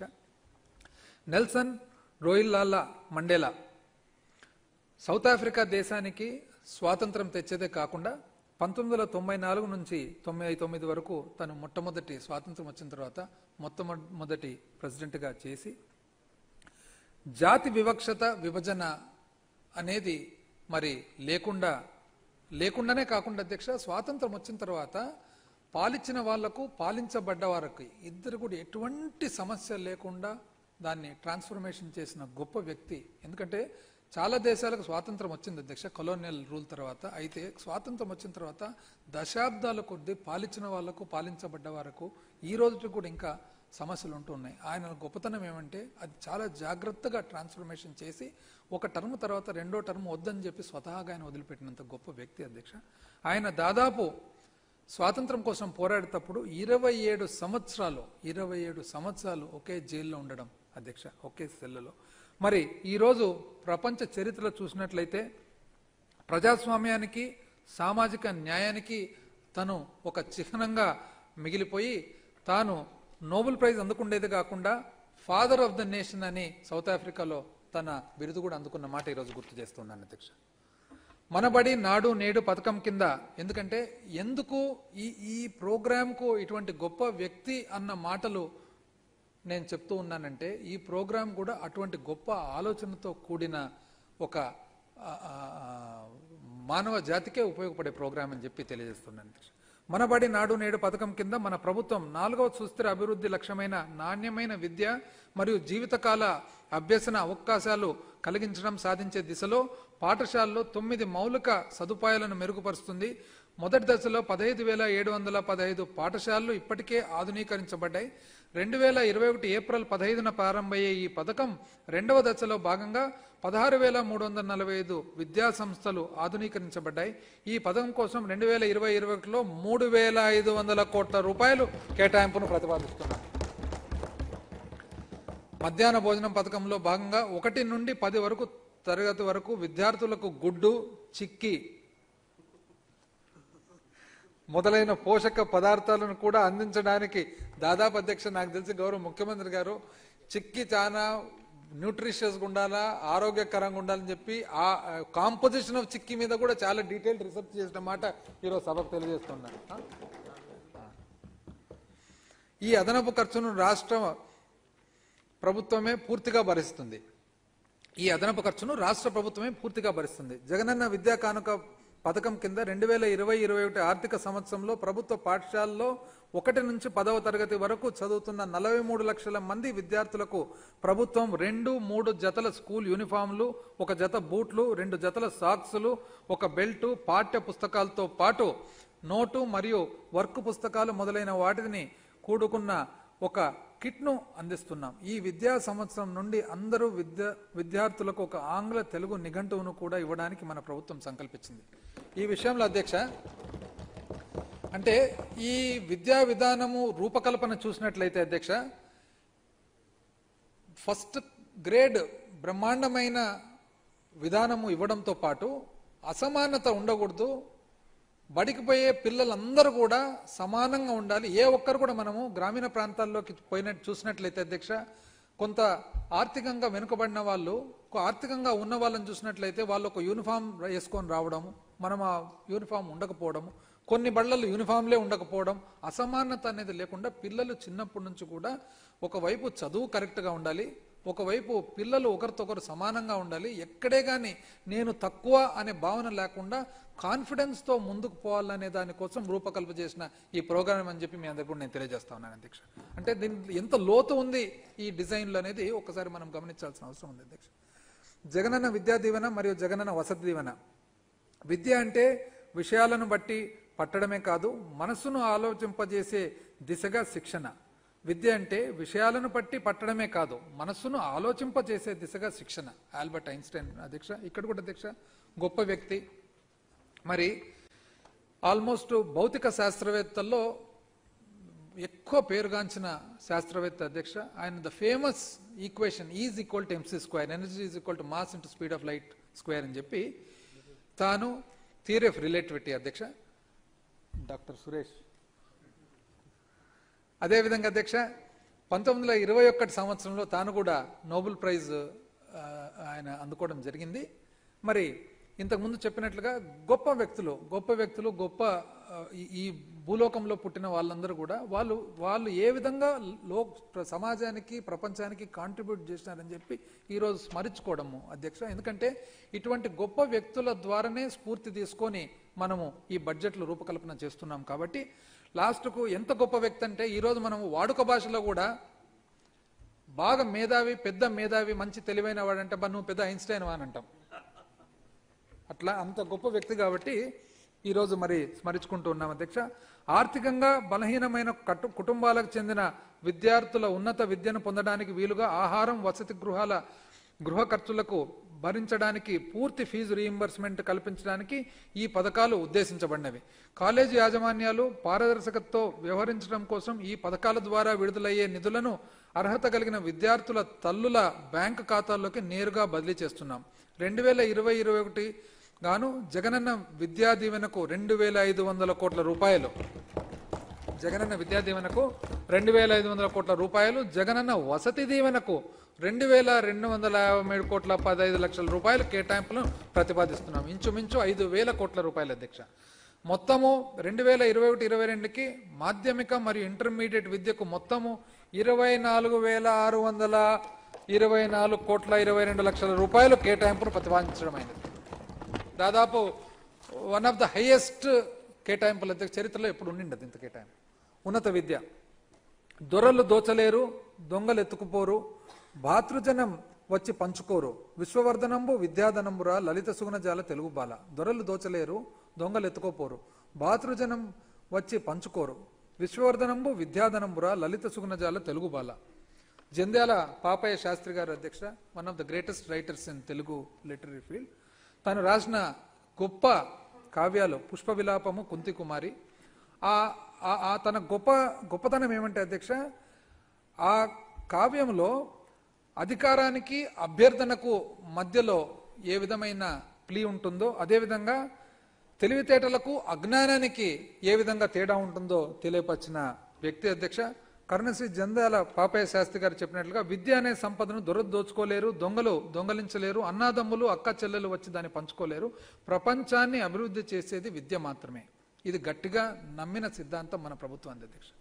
జాతీయ విద్యా విధానం 2020కి అనుగుణంగా 2020-21 విద్యా సంవత్సరం నుండి సవరించిన యూజీ ప్రోగ్రాం పాఠ్యాంశాలను ఇంజనీరింగ్, BA, BSc, BCom మరియు ఇతర పట్టభద్రుల కోర్సుల్లో ప్రభుత్వం ప్రవేశపెట్టింది.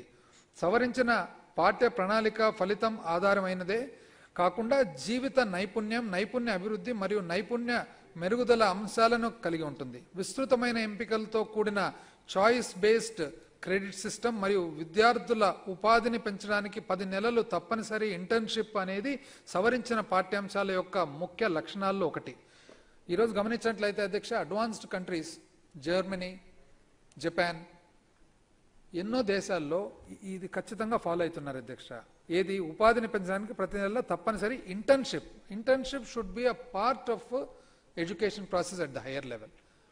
ఇదే కాకుండా మన రాష్ట్రంలో 2018-19 సంవత్సరంలో 32.4% ఉన్న ఉన్నత విద్యల్లో గల స్థూల నమోదు నిష్పత్తిని 2024-25 నాటికి 70% మరియు 2030 నాటికి 90% వరకు వ్యూహాత్మక ప్రణాళికను రూపొందించడం జరిగింది. దాదాపు అధ్యక్ష 2018-19లో 32.4%గా ఉన్న ఉన్నత విద్యలు గల స్థూల నమోదు 2024-25కి 70% అధ్యక్ష, 2035కు 90% వరకు పెంచే వ్యూహాత్మక ప్రణాళికను రూపొందించడం జరిగింది. ఉన్నత విద్య యొక్క నాణ్యతను నిర్ధారించడానికి రాబోయే 5 సంవత్సరాల్లో అన్ని విశ్వవిద్యాలయాలు మరియు 50% కళాశాలను నేషనల్ అసెస్మెంట్ మరియు అక్రెడిటేషన్ కౌన్సిల్ NAC చేత గుర్తింపు పొందాలనే ఉద్దేశంతో క్వాలిటీ అష్యూరెన్స్ సెల్ను స్థాపించడం జరిగింది. 2021-22 సంవత్సరంలో ఉన్నత విద్య కోసం 1973.16 కోట్ల కేటాయింపును ప్రతిపాదించారు. యువజన సంక్షేమం, నైపుణ్య అభివృద్ధి మరియు ఉపాధి. మన రాష్ట్రానికి చెందిన క్రీడాకారులు జాతీయ అంతర్జాతీయ స్థాయిలో పలు క్రీడా విభాగాల్లో రాణిస్తున్నారు. క్రీడా మౌలిక సదుపాయాల అభివృద్ధిలో భాగంగా 36 క్రీడా వికాస కేంద్రాలను నిర్మాణం పూర్తి చేయడం జరిగింది. 36 క్రీడా వికాస కేంద్రాల నిర్మాణం పూర్తి చేయడం జరిగింది. ఇంకా 79 క్రీడా వికాస కేంద్రాల పనుల పురోగతిలో ఉంటాయి. కడపలోని doctor YSR sports school Khelo India state centre of excellence గా గుర్తించబడింది. Khelo India state centre of excellence గా గుర్తించబడింది అధ్యక్ష ఆల్రెడీ. ఈ రంగాల ద్వారా 4వ సుస్థిర అభివృద్ధి లక్ష్యమైన సమగ్ర మరియు సమానమైన నాణ్యమైన విద్యను నిర్ధారించడం మరియు అందరికీ జీవితకాల అభ్యాస అవకాశాలను ప్రోత్సహించడం మరియు 10వ సుస్థిర అభివృద్ధి లక్ష్యమైన అసమానతల తగ్గింపు లక్ష్యాలను సాధిస్తున్నాం. గృహ నిర్మాణం. మీ స్వప్నము బలమైనదైతే, మీ ఆకాంక్షలో చిత్తశుద్ధి ఉంటే విశ్వంలోని సమస్త శక్తులు ఒకటై మీ కలను నిజం చేస్తాయంటాడు పౌలో కోయిలో అధ్యక్ష. Paulo Coelho one of the famous writers అధ్యక్ష, మోడర్న్ డే రైటర్స్. ఆల్కమిస్ట్ అని ఒక ఫేమస్ బుక్ రాశాడు అధ్యక్ష. మీ స్వప్నం బలమైనదైతే, మీ ఆకాంక్షలో చిత్తశుద్ధి ఉంటే విశ్వంలోని సమస్త శక్తులు ఒకటై మీ కలను నిజం చేస్తాయని చెప్పి అంటారు అధ్యక్ష. ఈరోజు 30 లక్షల ఇళ్ళు, పైగా 30 లక్షల పైన ఇళ్ళు. దాదాపు స్వాతంత్రం వచ్చిన తర్వాత, ఆంధ్ర రాష్ట్ర అవతరణ తర్వాత, ఈరోజు విడిపోయిన ఆంధ్రప్రదేశ్ భాగమంతా లెక్కేసినట్లయితే ఒక ప్లాన్డ్ పద్ధతిగా, లేఅవుట్ల పద్ధతిగా నాకు తెలిసి ఇందులో 4వ భాగం కూడా లేదని చెప్పి నేను అనుకుంటా ఉన్నాను అధ్యక్ష. అది ఒక గొప్ప యజ్ఞం లాంటిది. మరి ఈ యజ్ఞము మన ప్రభుత్వం గౌరవ ముఖ్యమంత్రి గారు టేకప్ చేయడం జరిగింది. మరి భగవంతుడే తోడై దీన్ని చక్కగా చేస్తాడని చెప్పి నమ్ముతూ ఉన్నాం అధ్యక్ష. సంతృప్తికరమైన గృహకల్పన అవసరం తీరినప్పుడు వ్యక్తులు మరియు కుటుంబాల శ్రేయస్సుపై ఇది ఎంతో గణనీయమైన ప్రభావం చూపిస్తున్నందునే విషయము అందరికీ తెలిసిందే. అవసరమైన మేరకు గృహాల కల్పన అనేది ఎప్పటి నుండో ప్రాథమిక హక్కుగా పరిగణింపబడుతుంది. ఇది ఇతర ఆర్థిక, సామాజిక, సాంస్కృతిక హక్కులను ఆనందంగా అనుభవించడంలో ఒక కీలక పాత్ర వహిస్తుంది. గ్రామీణ ప్రాంతాల్లో 1.5 సెంట్లు చొప్పున, 1.5 సెంటు చొప్పున, పట్టణ ప్రాంతాల్లో 1 సెంటు చొప్పున 23,535 కోట్ల మార్కెట్ విలువ కలిగిన 23,535 కోట్ల మార్కెట్ విలువ కలిగిన 30,76,000 ఇళ్ల స్థల పట్టాలను మహిళా లబ్ధిదారులకు, ఐ రిపీట్ అధ్యక్ష, మహిళా లబ్ధిదారులకు ఉచితంగా పంపిణీ చేయడం జరిగింది. ఇది 2014 జూన్ నుండి 19 ఫిబ్రవరి మధ్యకాలంలో గత ప్రభుత్వం పంపిణీ చేసి 4,63,698 ఇళ్ల పట్టాలతో పోలిస్తే 6 రెట్లు ఎక్కువ అని గౌరవ సభకు తెలియజేస్తున్నాను. ఈ పట్టాలు పంపిణీ కార్యక్రమంలో అధ్యక్ష నేను కూడా నియోజకవర్గంలో తిరగడం జరిగింది. అందరి మాదిరిగా నేను చాలా మందిని అడిగినాను అన్నమాట, ఏమ్మా ఇప్పుడు ప్రభుత్వం కానీ మన ముఖ్యమంత్రి గారు మీకు ఏదైతే ఆస్తి ఇస్తున్నారో మీరు పుట్టింటి ఎవరన్నా ఇచ్చినారమ్మా అంటే చాలా మంది పుట్టింట్లో కూడా ఇవ్వలేదు సార్ అని అన్నారు. ఎందుకంటే ఒక్కొక్కరికి ఆ పట్టా ఇచ్చేటప్పటికి 5 లక్షల రూపాయల ఆస్తి ఒకటే రోజు పేపర్ ద్వారా వచ్చిన విషయం ఈరోజు గుర్తు చేస్తున్నాను అధ్యక్ష. చాలా మందిని అడిగినాను, పుట్టింటి నుంచి ఆస్తి ఇంత వచ్చిందమ్మంటే మాకు ఇప్పుడు ఇవ్వలేదు సార్. 28,70,000 లబ్ధిన 2 దశల్లో 50,940 కోట్ల ప్రాజెక్టు విలువ కలిగిన 28,30,000 ఇండ్లను నిర్మించాలని మన ప్రభుత్వం లక్ష్యంగా పెట్టుకుంది. రాష్ట్ర ఆర్థిక వ్యవస్థకు శక్తినివ్వటమే కాక ఉపాధి అవకాశాలను కూడా కల్పిస్తుంది. వైఎస్ఆర్ జగనన్న కాలనీల పేరున 17,005 లేఅవుట్లలో 17,005 లేఅవుట్లు ఇండ్ల స్థలాలు పంపిణీ చేయబడ్డాయి. ఈ లేఅవుట్లో నీటి సరఫరా, విద్యుత్, అప్రోచ్ రహదారులు, అంతర్గత రహదారులు, కాలువలు మరియు ఇతర సామాజిక మౌలిక సదుపాయాలను ప్రభుత్వం అందిస్తుంది. పట్టణ ప్రాంతాల్లో అర్హత కలిగిన మహిళా లబ్ధిదారులకు 2,62,000 టిడ్కో గృహాలను సంబంధించిన 21,345 కోట్ల రూపాయల విలువగల అమ్మకపు ఒప్పందాలను కూడా మన ప్రభుత్వం అందజేస్తుంది. 10వ సుస్థిర అభివృద్ధి లక్ష్యమైన నగరాలు మరియు మానవ నివాసాలు కలుపుకొని సురక్షితంగా, సుస్థిరంగా మార్చడం మరియు అసమానతలు తగ్గించడంలకు అనుగుణంగా 2021-22 సంవత్సరం గాను గృహ నిర్మాణ మరియు మౌలిక సదుపాయాల కల్పనకు 5,661 కోట్ల 57 లక్షల రూపాయల కేటాయింపును ప్రతిపాదిస్తున్నారు. గ్రామీణాభివృద్ధి. రాష్ట్రం సమర్థవంతంగా అభివృద్ధి చెందాలంటే గ్రామీణ జీవితాల సమగ్రాభివృద్ధి తప్పనిసరి. అనగా గ్రామాల్లో విద్య, ఉపాధి అవకాశాలు, మౌలిక సదుపాయాలు, గృహ నిర్మాణం, పౌర సౌకర్యాలు మరియు పర్యావరణ పరిస్థితులు అభివృద్ధి చెందాలి. గ్రామాల్లో ఉత్పాదకతను మరియు పెంచడానికి ఆధునిక పద్ధతులు మరియు నైపుణ్యాలు గ్రామస్తులకు ఎప్పటికప్పుడు తెలిసి ఉండాలి. వ్యవసాయ ఆధునీకరణ, గ్రామీణ మౌలిక సదుపాయాల్లో పెట్టుబడులు పెట్టడం, విద్య మరియు ఆరోగ్యం పెంపు దిశగా చర్యలు చేపట్టడం, ఆదాయ మద్దతును చేకూర్చడం, సమర్థవంతమైన సమన్వయ యంత్రాంగాలతో సహకారం చేకూర్చడం ద్వారా గ్రామీణ అభివృద్ధికి మా ప్రభుత్వం విస్తృత బహుళ రంగ విధానం ద్వారా ఎంతో కృషి చేస్తుంది. స్థిరమైన జీవనోపాధిని సాధించడానికి మరియు గ్రామీణ ప్రాంతాల్లో జీవనోపాధిని విస్తరించి మన్నికైన ఆస్తులను సృష్టించడానికి 24 లైన్ విభాగాలతో మహాత్మా గాంధీ జాతీయ ఉపాధి హామీ పథకం కింద ప్రభుత్వం వివిధ కన్వర్జెన్స్ కార్యక్రమాలు అమలు చేస్తుంది. 2020-21 సంవత్సరంలో 2,593 లక్షల పనిదినాలను కల్పనతో పాటు 5,957 కోట్ల 60 లక్షల రూపాయల విలువగల వేతనాలు పంపిణీ చేయబడ్డాయి. ఇంతేగాక 68,367 వ్యవసాయ చెరువుల త్రవ్వకం మరియు 29,965 నీళ్ల ట్యాంకులు నుండి పూడికలు తొలగించడం జరిగింది. భవన నిర్మాణ సామాగ్రిని అందించే సహకారంలో భాగంగా 235 కిలోమీటర్ల సీసీ రోడ్ల ఏర్పాటు, పాఠశాలలకు 502 కిలోమీటర్ల ప్రహారీ గోడల నిర్మాణం, 2,406 గ్రామ సచివాలయ భవనాల నిర్మాణం, 459 వైఎస్ఆర్ ఆరోగ్య కేంద్ర భవనాల నిర్మాణం, 577 రైతు భరోసా కేంద్రాల ఏర్పాటు పూర్తి గావించడమైనది. వీటికి గాను 3,600 కోట్ల రూపాయలను ఖర్చు చేయడం అయింది. ఇంతేగాక 56,762 ఎకరాల్లో ఉద్యానవన మొక్కల పెంపకం, 10,700 కిలోమీటర్ల పొడవు గల రోడ్లకు ఇరువైపుల మొక్కలు పెంపకం, 3,553 కిలోమీటర్ల పొడవు గల జగనన్న కాలనీలో ప్లాంటేషన్ చేయుటకు నిర్మాణ సామాగ్రి అందించడం జరిగింది. ఈ విధంగా 2020-21 ఆర్థిక సంవత్సరంలో మహాత్మా గాంధీ జాతీయ గ్రామీణ ఉపాధి పథకంలో భాగంగా పరిపాలన ఖర్చుతో కూడుకొని 10,260 రూపాయలను ఖర్చు చేయడం జరిగింది. రాష్ట్రంలోని 162 గ్రామీణ అసెంబ్లీ నియోజకవర్గాల్లో 1 లక్ష మంది రైతులకు లబ్ధి చేకూర్చే విధంగా 2.5 లక్షల ఎకరాల భూమిని నీటిపారుదల కింద తెచ్చేందుకు వైఎస్ఆర్ జలకళ కార్యక్రమంలో భాగంగా 2 లక్షల బోర్లను ఉచితంగా అందించాలని ప్రభుత్వం యోచిస్తుంది. 2021-22 సంవత్సరంలో పంచాయతీరాజ్ మరియు గ్రామీణాభివృద్ధికి 18,580,70 రూపాయల కేటాయింపును ప్రతిపాదిస్తున్నాను. ఇది గత సంవత్సరం పోలిస్తే 11.19% ఎక్కువ. పట్టణాభివృద్ధి ఆసియా మౌలిక పెట్టుబడులు బ్యాంకు ఏఐబి అందిస్తున్న సహాయంలో భాగంగా 5,000 కోట్ల వ్యయంతో పట్టణ స్థానిక సంస్థల్లోని 3.3 మిలియన్ల పట్టణ జనాభాకు త్రాగునీరు అందించడానికి ఆంధ్రప్రదేశ్ పట్టణ నీటి సరఫరా ప్రాజెక్టును మా ప్రభుత్వం చేపట్టింది. అదేవిధంగా జాతీయ సేవా స్థాయి ప్రమాణాల ప్రకారం నీటి సరఫరా, పారిశుద్ధ్యం, వరద నీటి నివారణ కాలువలు, రహదారులు, ఉద్యానవనాలు మొదలైన మౌలిక సదుపాయాల సేవలను అందించడానికి మరియు పౌరుల జీవన ప్రమాణాలను మెరుగుపరచడానికి 110 పట్టణ స్థాయి సంస్థల్లో critical infrastructure investment plan CIP critical infrastructure investment plan అమలు చేయడం జరుగుతుంది. 120 పట్టణ స్థానిక సంస్థల్లో 560 వైఎస్ఆర్ పట్టణ వైద్య కేంద్రాల ఏర్పాటునకు ప్రభుత్వం చేపట్టింది.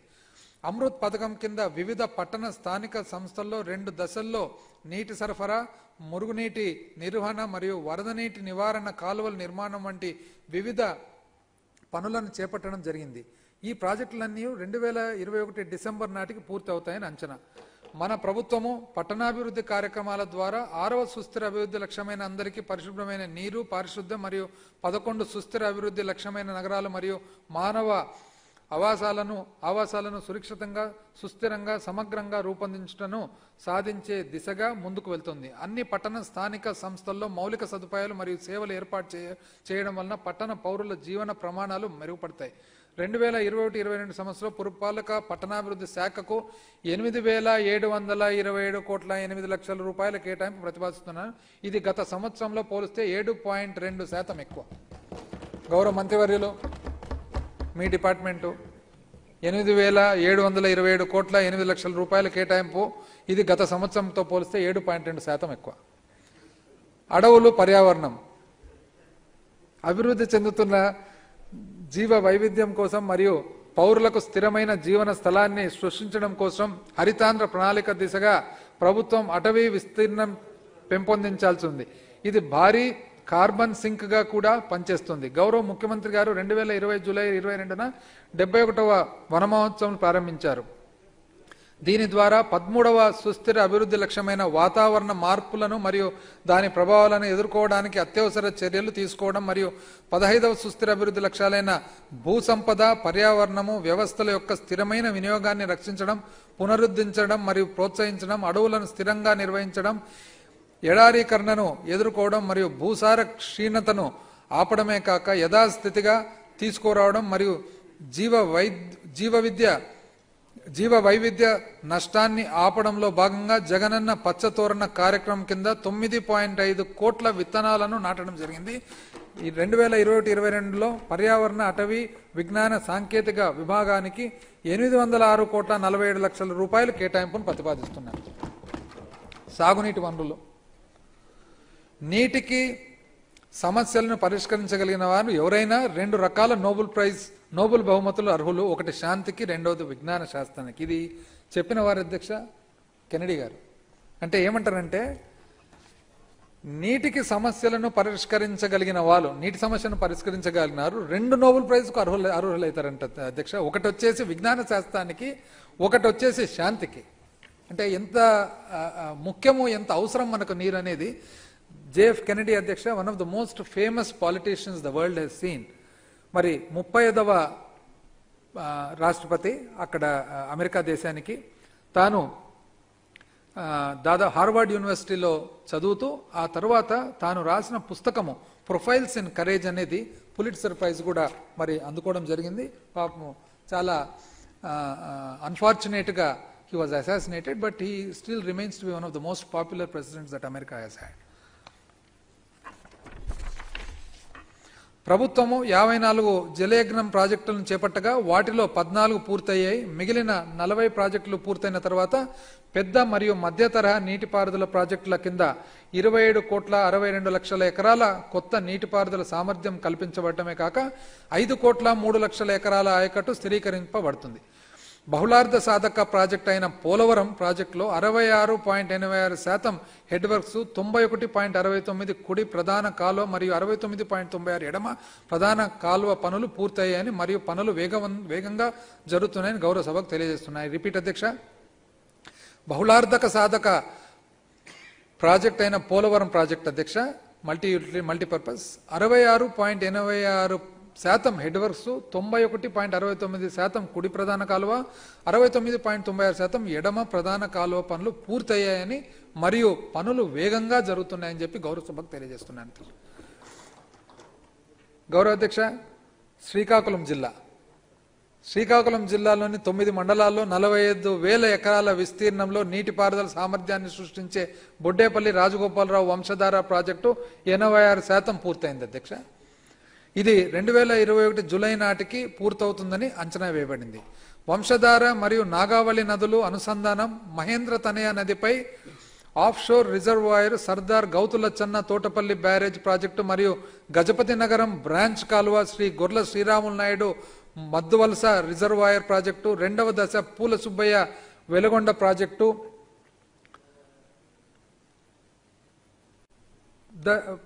దశ కందుల ఓబులరెడ్డి గుండ్లకమ్మ రిజర్వాయర్ ప్రాజెక్టు, నెల్లూరు మరియు సంగం ఆనకట్టలు, గండికోట చిత్రావతి బ్యాలెన్సింగ్ రిజర్వాయర్ లిఫ్ట్లో, హంద్రీ నీవా సుజల శ్రవంతి ప్రాజెక్టు, శ్రీ కృష్ణదేవరాయ గాలేర్ నగరి సుజల శ్రవంతి ప్రాజెక్టు మొదలగునవి మన ప్రభుత్వం అమలు చేస్తున్న ఇతర ప్రధాన ప్రాజెక్టులు. ఈ ప్రాజెక్టులకు సంబంధించి అధిక శాతం పనులు పూర్తయ్యాయి. మిగిలిన పనులు 2020-21 సంవత్సరంలో పూర్తవుతాయని చెప్పి తెలియజేస్తున్నాను అధ్యక్ష. I would like to repeat this అధ్యక్ష, ఎందుకంటే ఇది అత్యంత ఇంపార్టెంట్ ఆస్పెక్ట్ కాబట్టి.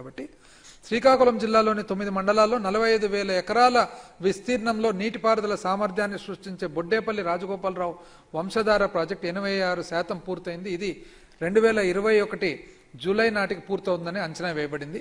వంశధార మరియు నాగావళి నదుల అనుసంధానం, మహేంద్ర తనయ నదిపై offshore reservoir, Sardar Gouthu Latchanna Thotapalli barrage project మరియు Gajapathi Nagaram branch canal, Shri Gorla Sriramulu Naidu Muddavalasa reservoir project 2వ దశ, పూల సుబ్బయ్య వెలుగొండ ప్రాజెక్టు దశ, కందుల ఓబులరెడ్డి గుండ్లకమ్మ రిజర్వాయర్ ప్రాజెక్టు, నెల్లూరు మరియు సంగం ఆనకట్టలు, గండికోట చిత్రావతి బ్యాలెన్సింగ్ రిజర్వాయర్ లిఫ్ట్లు, హంద్రీ నివాస్ సుజల శ్రవంతి ప్రాజెక్టు, శ్రీకృష్ణదేవరాయ గాలేర్ నగరి సుజల శ్రవంతి ప్రాజెక్టు మొదలగునవి మన ప్రభుత్వం అమలు చేస్తున్న ఇతర ప్రధాన ప్రాజెక్టులు. ఈ ప్రాజెక్టులకు సంబంధించిన అధిక శాతం పనులు పూర్తయ్యని, మిగిలిన పనులు 2021-22 సంవత్సరం పూర్తయి తెలియజేస్తున్నాను అధ్యక్ష. ఇది గమనించినట్లయితే ఆంధ్ర రాష్ట్రం అంతా కూడా కొత్త ప్రాజెక్ట్స్ ఏవైతే టేకప్ చేయడం జరిగిందో, చరిత్రలో మనం చూసినట్లయితే మొదటి నుంచి కూడా వెనుకబడిన ప్రాంతాలు, నార్త్ కోస్టల్ కానీ, డ్రాట్ ప్రోన్ ఏరియా కానీ, ఇవన్నీ కూడా ఈక్వల్గా డిస్ట్రిబ్యూట్ చేయడం జరిగిందని చెప్పి ఇక్కడ గమనిస్తూ ఉన్నాం అధ్యక్ష. మన ప్రభుత్వం జలయజ్ఞం కింద నీటిపారుదలలో కొరకు నీటి లభ్యతను మెరుగుపరచడం ద్వారా 9వ సుస్థిర అభివృద్ధి లక్ష్యాలైన స్థితి స్థాపకతతో కూడిన మౌలిక సదుపాయాల కల్పన, సమగ్ర మరియు స్థిరమైన పారిశ్రామీకరణ మరియు నూతన ఆవిష్కరణలు ప్రోత్సహించడం మరియు 2వ సుస్థిర అభివృద్ధి లక్ష్యాలైన ఆకలిని తీర్చడం, ఆహార భద్రతను సాధించడం, పోషణను మెరుగుపరచడం మరియు స్థిరమైన వ్యవసాయాన్ని ప్రోత్సహించడంలో సాధించే దిశగా చర్యలు చేపడుతుంది. 2021-22 సంవత్సరంలో నీటిపారుదల శాఖకు 13,237,88,78 రూపాయల కేటాయింపును ప్రతిపాదించడమైనది. ఇది గత సంవత్సరంలో పోలిస్తే 12.13% ఎక్కువ. 13,237,78,00,000 అధ్యక్ష. పరిశ్రమలు మరియు మౌలిక సదుపాయాలు. మార్పు యొక్క గాలిలు వీచినప్పుడు గోడలు నిర్మించే వాళ్ళు కొందరైతే గాలిమర్లు నిర్మించేవారు కొందరు. మార్పు అనే గాలి వీచేటప్పుడు అంత అధ్యక్ష, కొంతమంది గోడ నిర్మిస్తారంట, కొంతమంది ఆలోచన కలిగిన వాళ్ళు, ఫోర్సైట్ కలిగిన వాళ్ళు, విజన్ కలిగిన వాళ్ళు మళ్ళీ గారుమర్లు నిర్మిస్తారంటే అట్లా ఈ ప్రభుత్వం ఆలోచన అధ్యక్ష. రాష్ట్రాన్ని వేగవంతమైన పారిశ్రామికీకరణ మార్గంలో నడిపించడానికి పెట్టుబడిదారులు ఆటంకాలను తొలగించి వారితో స్నేహపూర్వక విధానాలు అవలంబించి అనుకూలమైన వ్యాపార వాతావరణం, బలమైన పారిశ్రామిక మౌలిక సదుపాయాలు కల్పించాలన్న ప్రభుత్వం నిబద్ధతను ప్రతిబింబింప చేస్తూ ఈజ్ ఆఫ్ డూయింగ్ బిజినెస్ సర్వేలో ఆంధ్రప్రదేశ్ మొదటి స్థానంలో ఉంది. పారిశ్రామిక అభివృద్ధి విధానం 2020-23 ద్వారా పారిశ్రామిక అభివృద్ధి కోసం వైఎస్ఆర్ జగనన్న బడుగు వికాసం విధానాలు మరియు పెట్టుబడిదారులకు జీవితకాలం ఉపయోగపడే ఎండ్ టు ఎండ్ వ్యాపార నైపుణ్య కేంద్రమైన వైఎస్ఆర్ AP1 మొదలగు ఉత్తమ విధానాలను ప్రభుత్వం చేపట్టింది. 2020-21 సంవత్సరంలో కోవిడ్-19 మహమ్మారి ఉన్నప్పటికీ మన రాష్ట్రం ప్రపంచ మరియు దేశీయ పెట్టుబడిదారులకు నిరంతర ఆసక్తిని కలిగించగలిగింది. దీని ఫలితంగా 6,234,64 రూపాయలు పెట్టుబడులు రాగా 6,234,64 రూపాయలు పెట్టుబడులు రాగా 39,578 మందికి ఉపాధి అవకాశాలు కల్పించబడ్డాయి. ఈ విధంగా 17వ సుస్థిర అభివృద్ధి లక్ష్యమైన అమలు చేసే విధానాల్లో బలోపేతం చేయడం మరియు స్థిరమైన అభివృద్ధి కొరకు ప్రపంచ భాగస్వామ్యాన్ని పునరుద్ధరించడం చేరుకుంటాం. అదనంగా 117 పెద్ద కంపెనీలు తమ తమ యూనిట్లను మన రాష్ట్రంలో స్థాపించడానికి ఎంతో ఆసక్తి చూపిస్తున్నాయి. ఈ కంపెనీల ద్వారా 31,668 కోట్ల పెట్టుబడితో పాటు 67,716 మందికి ఉపాధి అవకాశాలు కూడా కల్పించబడ్డాయి.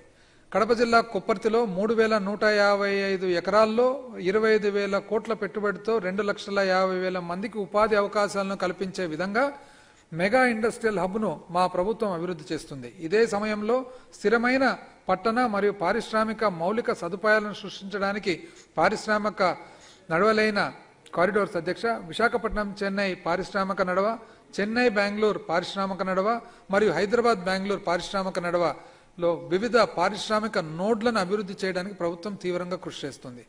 కోవిడ్-19 మహమ్మారి కలిగించిన కష్ట నష్టాలను తొలగించడానికి ప్రభుత్వం సూక్ష్మ, చిన్న, మధ్య తరహా సంస్థల MSMEల కోసం పునర్నిర్మాణ ప్యాకేజీ ప్రవేశపెట్టి 11,238 యూనిట్లకు గాను 904,89 లక్షల రూపాయల ప్రోత్సాహకాలను విడుదల చేసింది.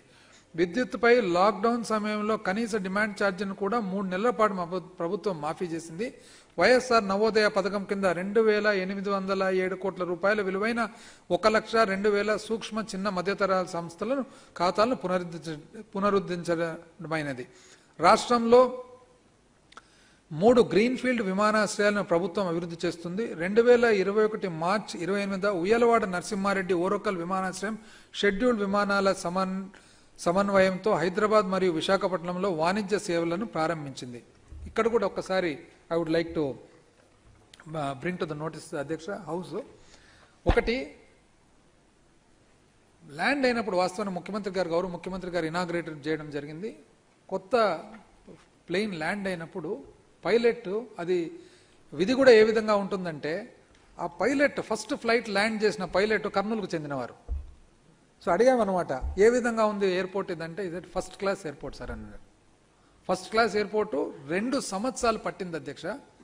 2 సంవత్సరాలు ఈ ప్రభుత్వము కష్టపడి ఆల్మోస్ట్ రా స్టేజ్లో ఉండే ఎయిర్పోర్ట్ను ఈరోజు మనం వాడుకకు తేవడం జరిగింది.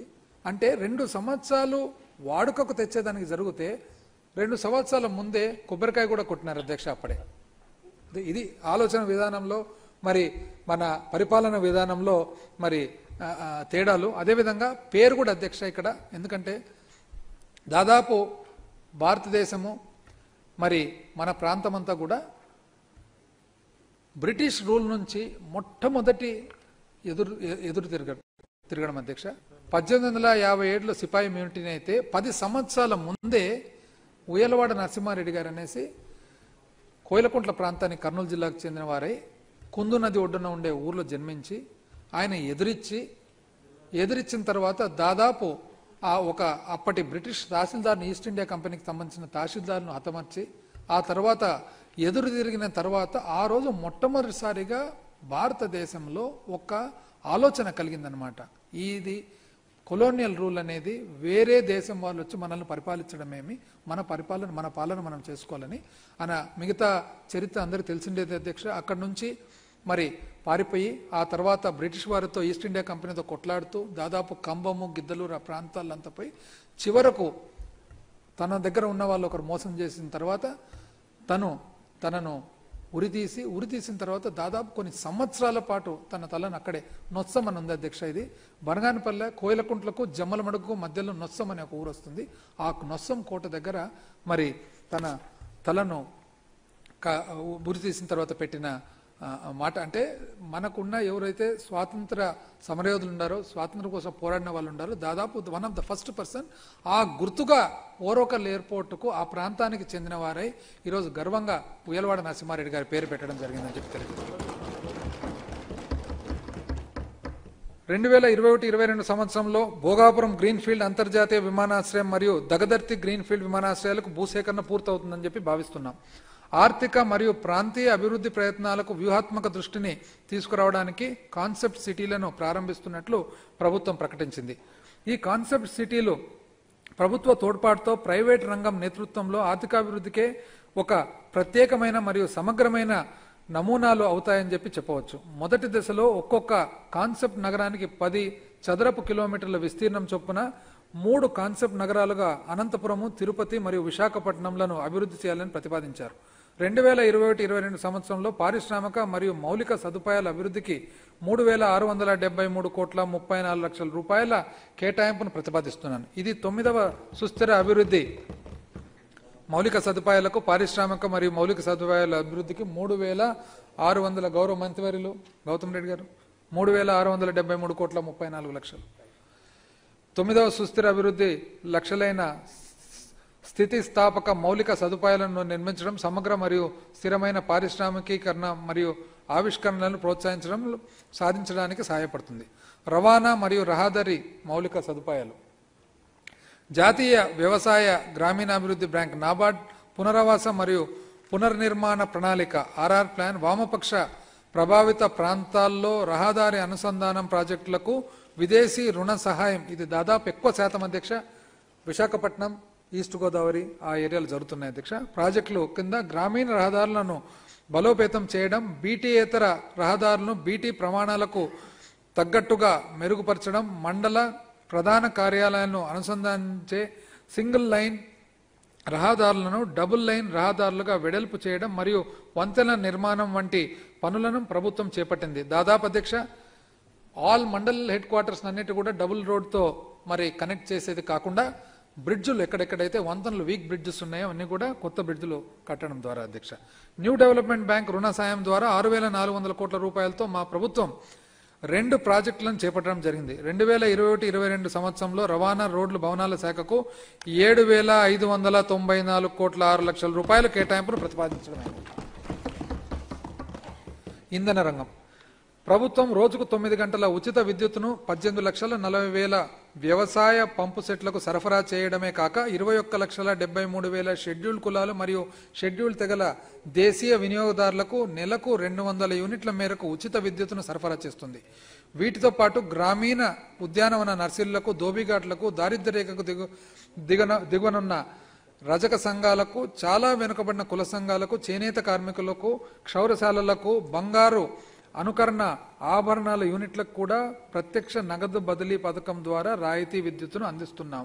సూక్ష్మ చిన్న పరిశ్రమలకు రాయితీ విద్యుత్తును అందించడం ద్వారా I will repeat once again అధ్యక్ష, రోజుకు 9 గంటలు ఉచిత విద్యుత్తును 18,40,000 వ్యవసాయ పంపు సెట్లకు సరఫరా చేయడమే కాక 21,73,000 షెడ్యూల్డ్ కులాలు మరియు షెడ్యూల్డ్ తెగల దేశీయ వినియోగదారులకు నెలకు 200 యూనిట్ల మేరకు ఉచిత విద్యుత్తును సరఫరా చేస్తుంది.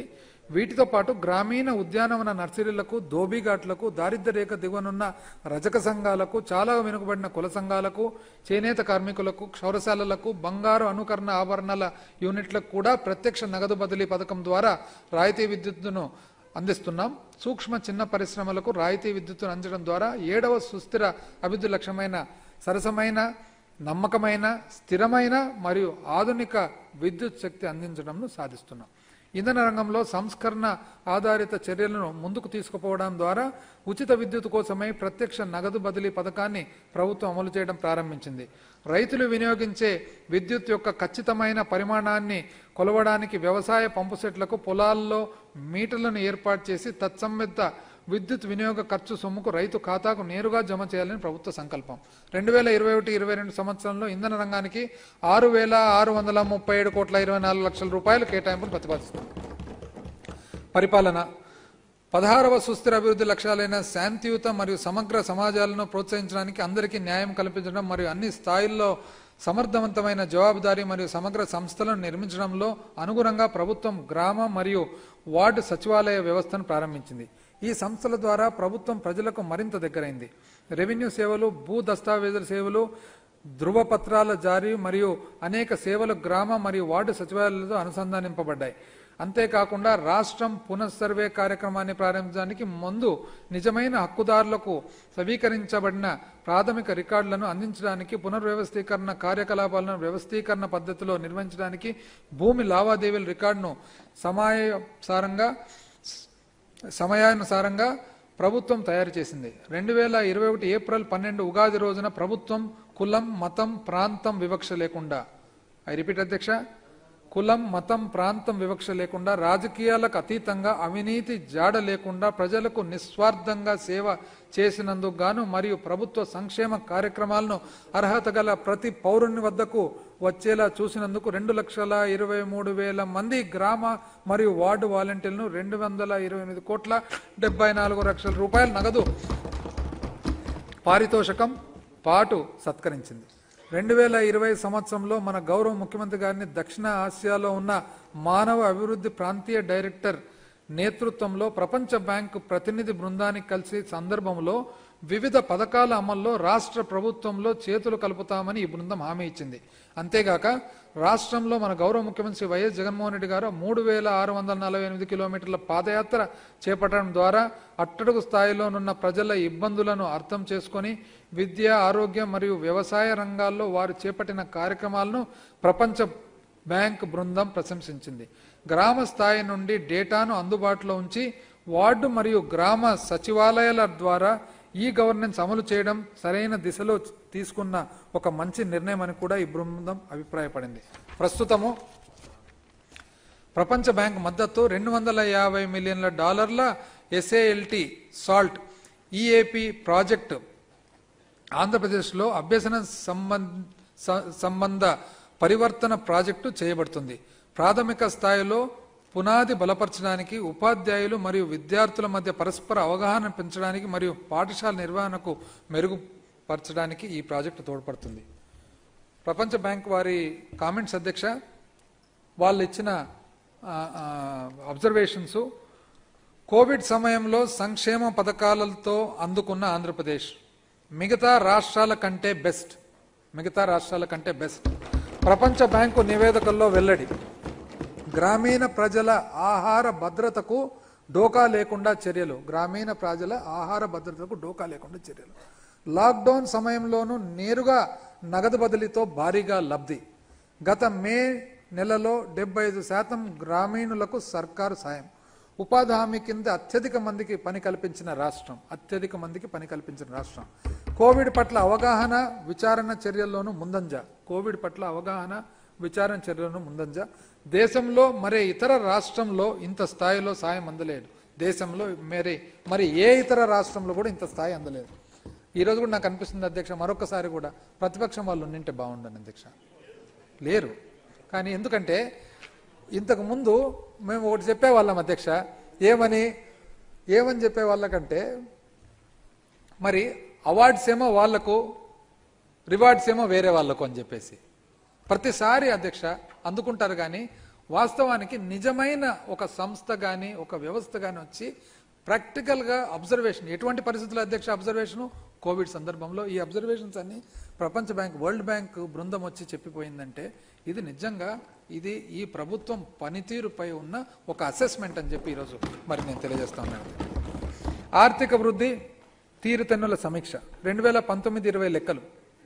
2019 ఏప్రిల్ 1 నుండి 2020 మార్చి 31 వరకు గల ఆర్థిక సంవత్సరానికి గాను ఆంధ్రప్రదేశ్ అకౌంటెంట్ జనరల్ వారి అంతిమ లెక్కల ప్రకారం రెవెన్యూ లోటు 26,440.52 కోట్లు గాను, ద్రవ్య లోటు 39,684 కోట్లు గాను ఉంది.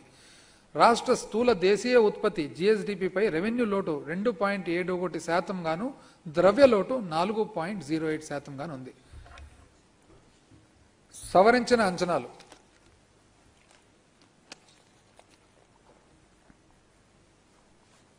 సవరించిన అంచనాలు 2020-21. సవరించిన అంచనాల ప్రకారం 2020-21 ఆర్థిక సంవత్సరానికి రెవెన్యూ వ్యయం 1,52,990 కోట్లు, మూలధన వ్యయం 18,797 కోట్లు. 2020-21 సంవత్సరంలో రెవెన్యూ లోటు సుమారు 34,927 కోట్లు కాగా, ఇదే కాలానికి ద్రవ్య లోటు 54,369 కోట్లు. ఇవి రాష్ట్ర స్థూల దేశీయ ఉత్పత్తిలో వరుసగా 3.54% మరియు 5.51%గా ఉన్నాయి. బడ్జెట్ అంచనాలు 2021-22. 2021-22 ఆర్థిక సంవత్సరానికి గాను నేను 2,29,779.27 కోట్ల వ్యయాన్ని ప్రతిపాదిస్తున్నాను. ఇందులో రెవెన్యూ వ్యయము 1,82,196.54 కోట్లుగా అంచనా వేయడం జరిగింది. రుణాలను తిరిగి చెల్లించడం కొరకు మరియు ఇతర మూలధన పంపిణీలకు గాను కేటాయింపులతో కలిపి మొత్తం మూలధన వ్యయమును సుమారు 47,582.73 కోట్లుగా అంచనా వేయడం జరిగింది. రెవెన్యూ లోటు సుమారు 5,000 కోట్లు మరియు ద్రవ్య లోటు సుమారు 37,029 కోట్లుగా అంచనా వేయడం అయింది.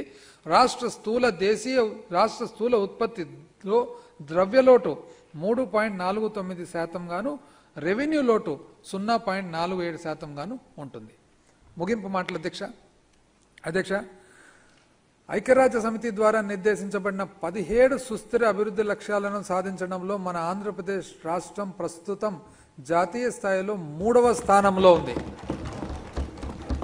జాతీయ స్థాయిలో సుస్థిర అభివృద్ధి లక్ష్యాల సాధనలో ముందంజలో ఉండటమే కాకుండా మన ప్రభుత్వం కొత్త ఒరవడితో చేపట్టిన అమ్మ ఒడి, ఆసరా, చేయూత, ఆరోగ్యశ్రీ మరియు రైతు భరోసా వంటి పథకాలను కూడా లక్ష్య సాధన దిశగా ముందుకు తీసుకువెళ్తుంది.